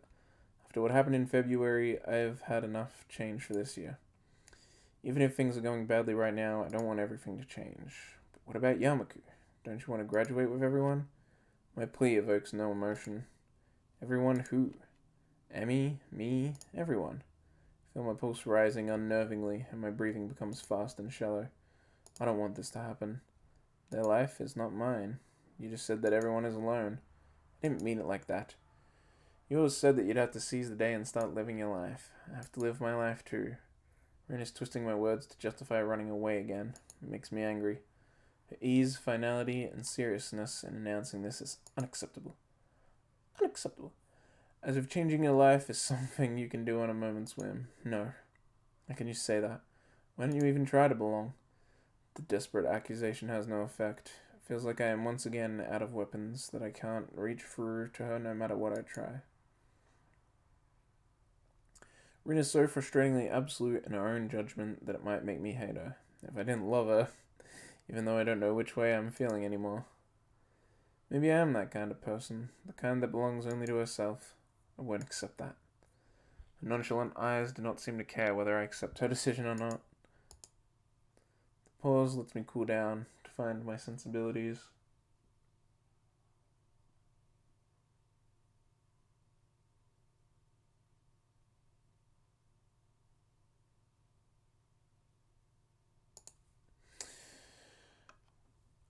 Right. While I do the painting, the parting rain clouds reveal a setting sun that still has time to shine its last few warming rays before calling it a day. A mosaic of light and shadows spread on the walls of the buildings of the streets and the fence, circling a park on the other side of the street. Rin's shadow is long enough to reach my feet. It's like one of those western movies, with two cowboys staring at each other down, ready to sling their guns at each other. The ones who lose his nerves will eat lead. Eat lead! I realize I would have a disadvantage because the sun is behind Rin, stinging my eyes. Do you hate me? She draws first, and I have no counter. I don't know. Did I lose? Even if I did, what would it matter? Scramble for words that could salvage this. I find none. You're my friend, I promise you that. I'm not the kind of guy who forgets about promises. I think that is the most important thing. We could try to... Don't say that. Predicting what I was going to say, Rin throws herself into my arms, pressing her body against mine. I feel her rising to her tiptoes to match my height and snuggling closer. The scent of her hair is that of rain and paint thinner. Her body feels as cold as always. Her breathing against my neck is as hot as always. It's funny how all of these feel so familiar, even though Rin as a whole does not.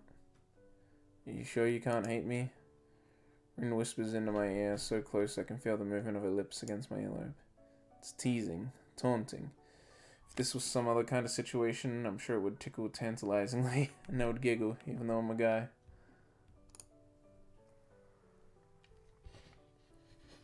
would be easier if you did.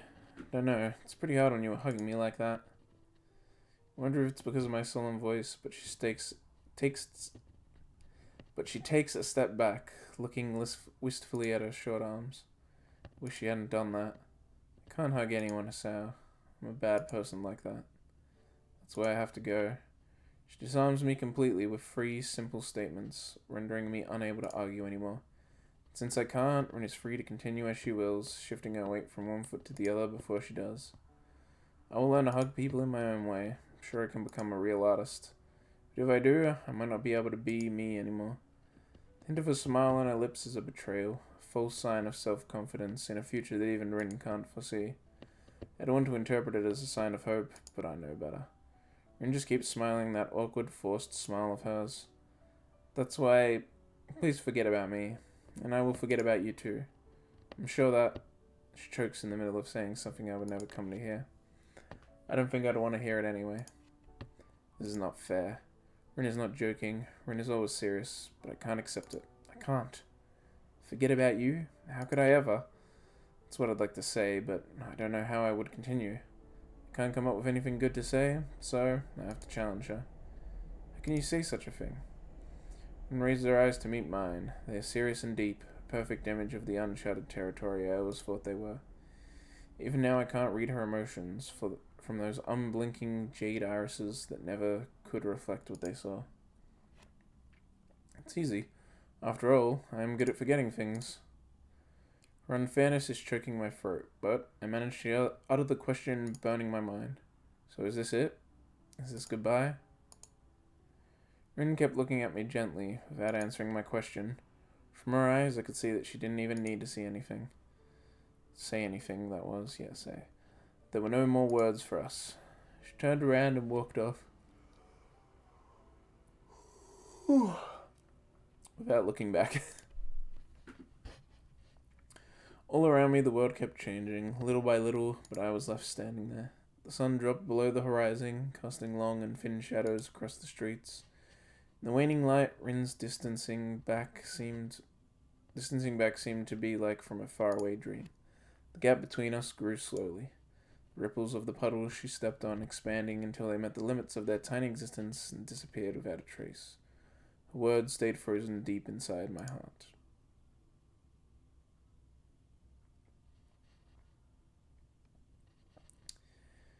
And there's the end, the neutral end. Deep and meaningful color change. Yeah.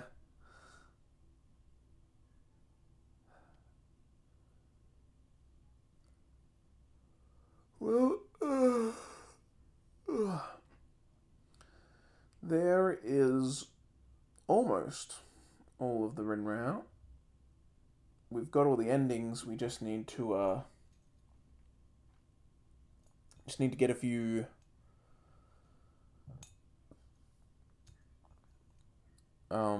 just extra dialogue, really small extra dialogue.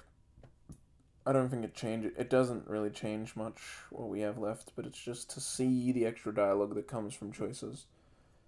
As Rin's route has the most choices in this game out of any route.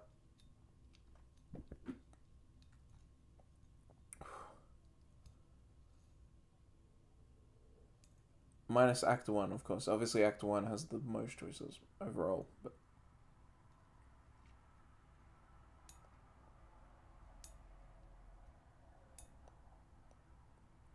There we go. All done with Rin. I want to thank everyone for stopping by, watching this stream. Toast, as always, was here. Jusa, Rembu, Comic Boy 53.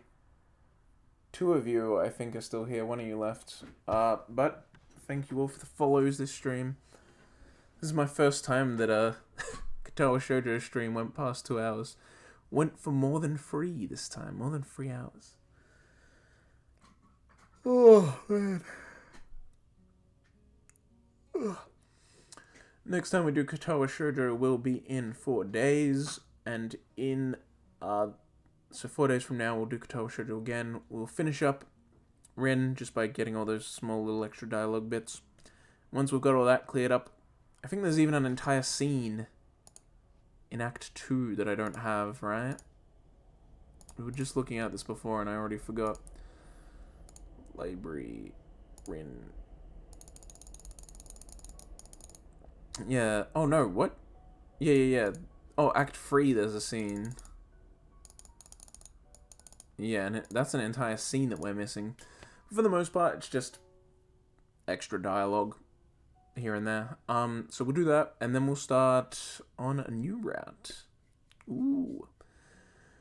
And, probably get through all of Act 1 of that new route, maybe. I'm not actually sure how long it would take, but we've seen a lot of the Act 1 dialogue, so we'll be able to skip a bunch, but any unique dialogue we will have to read.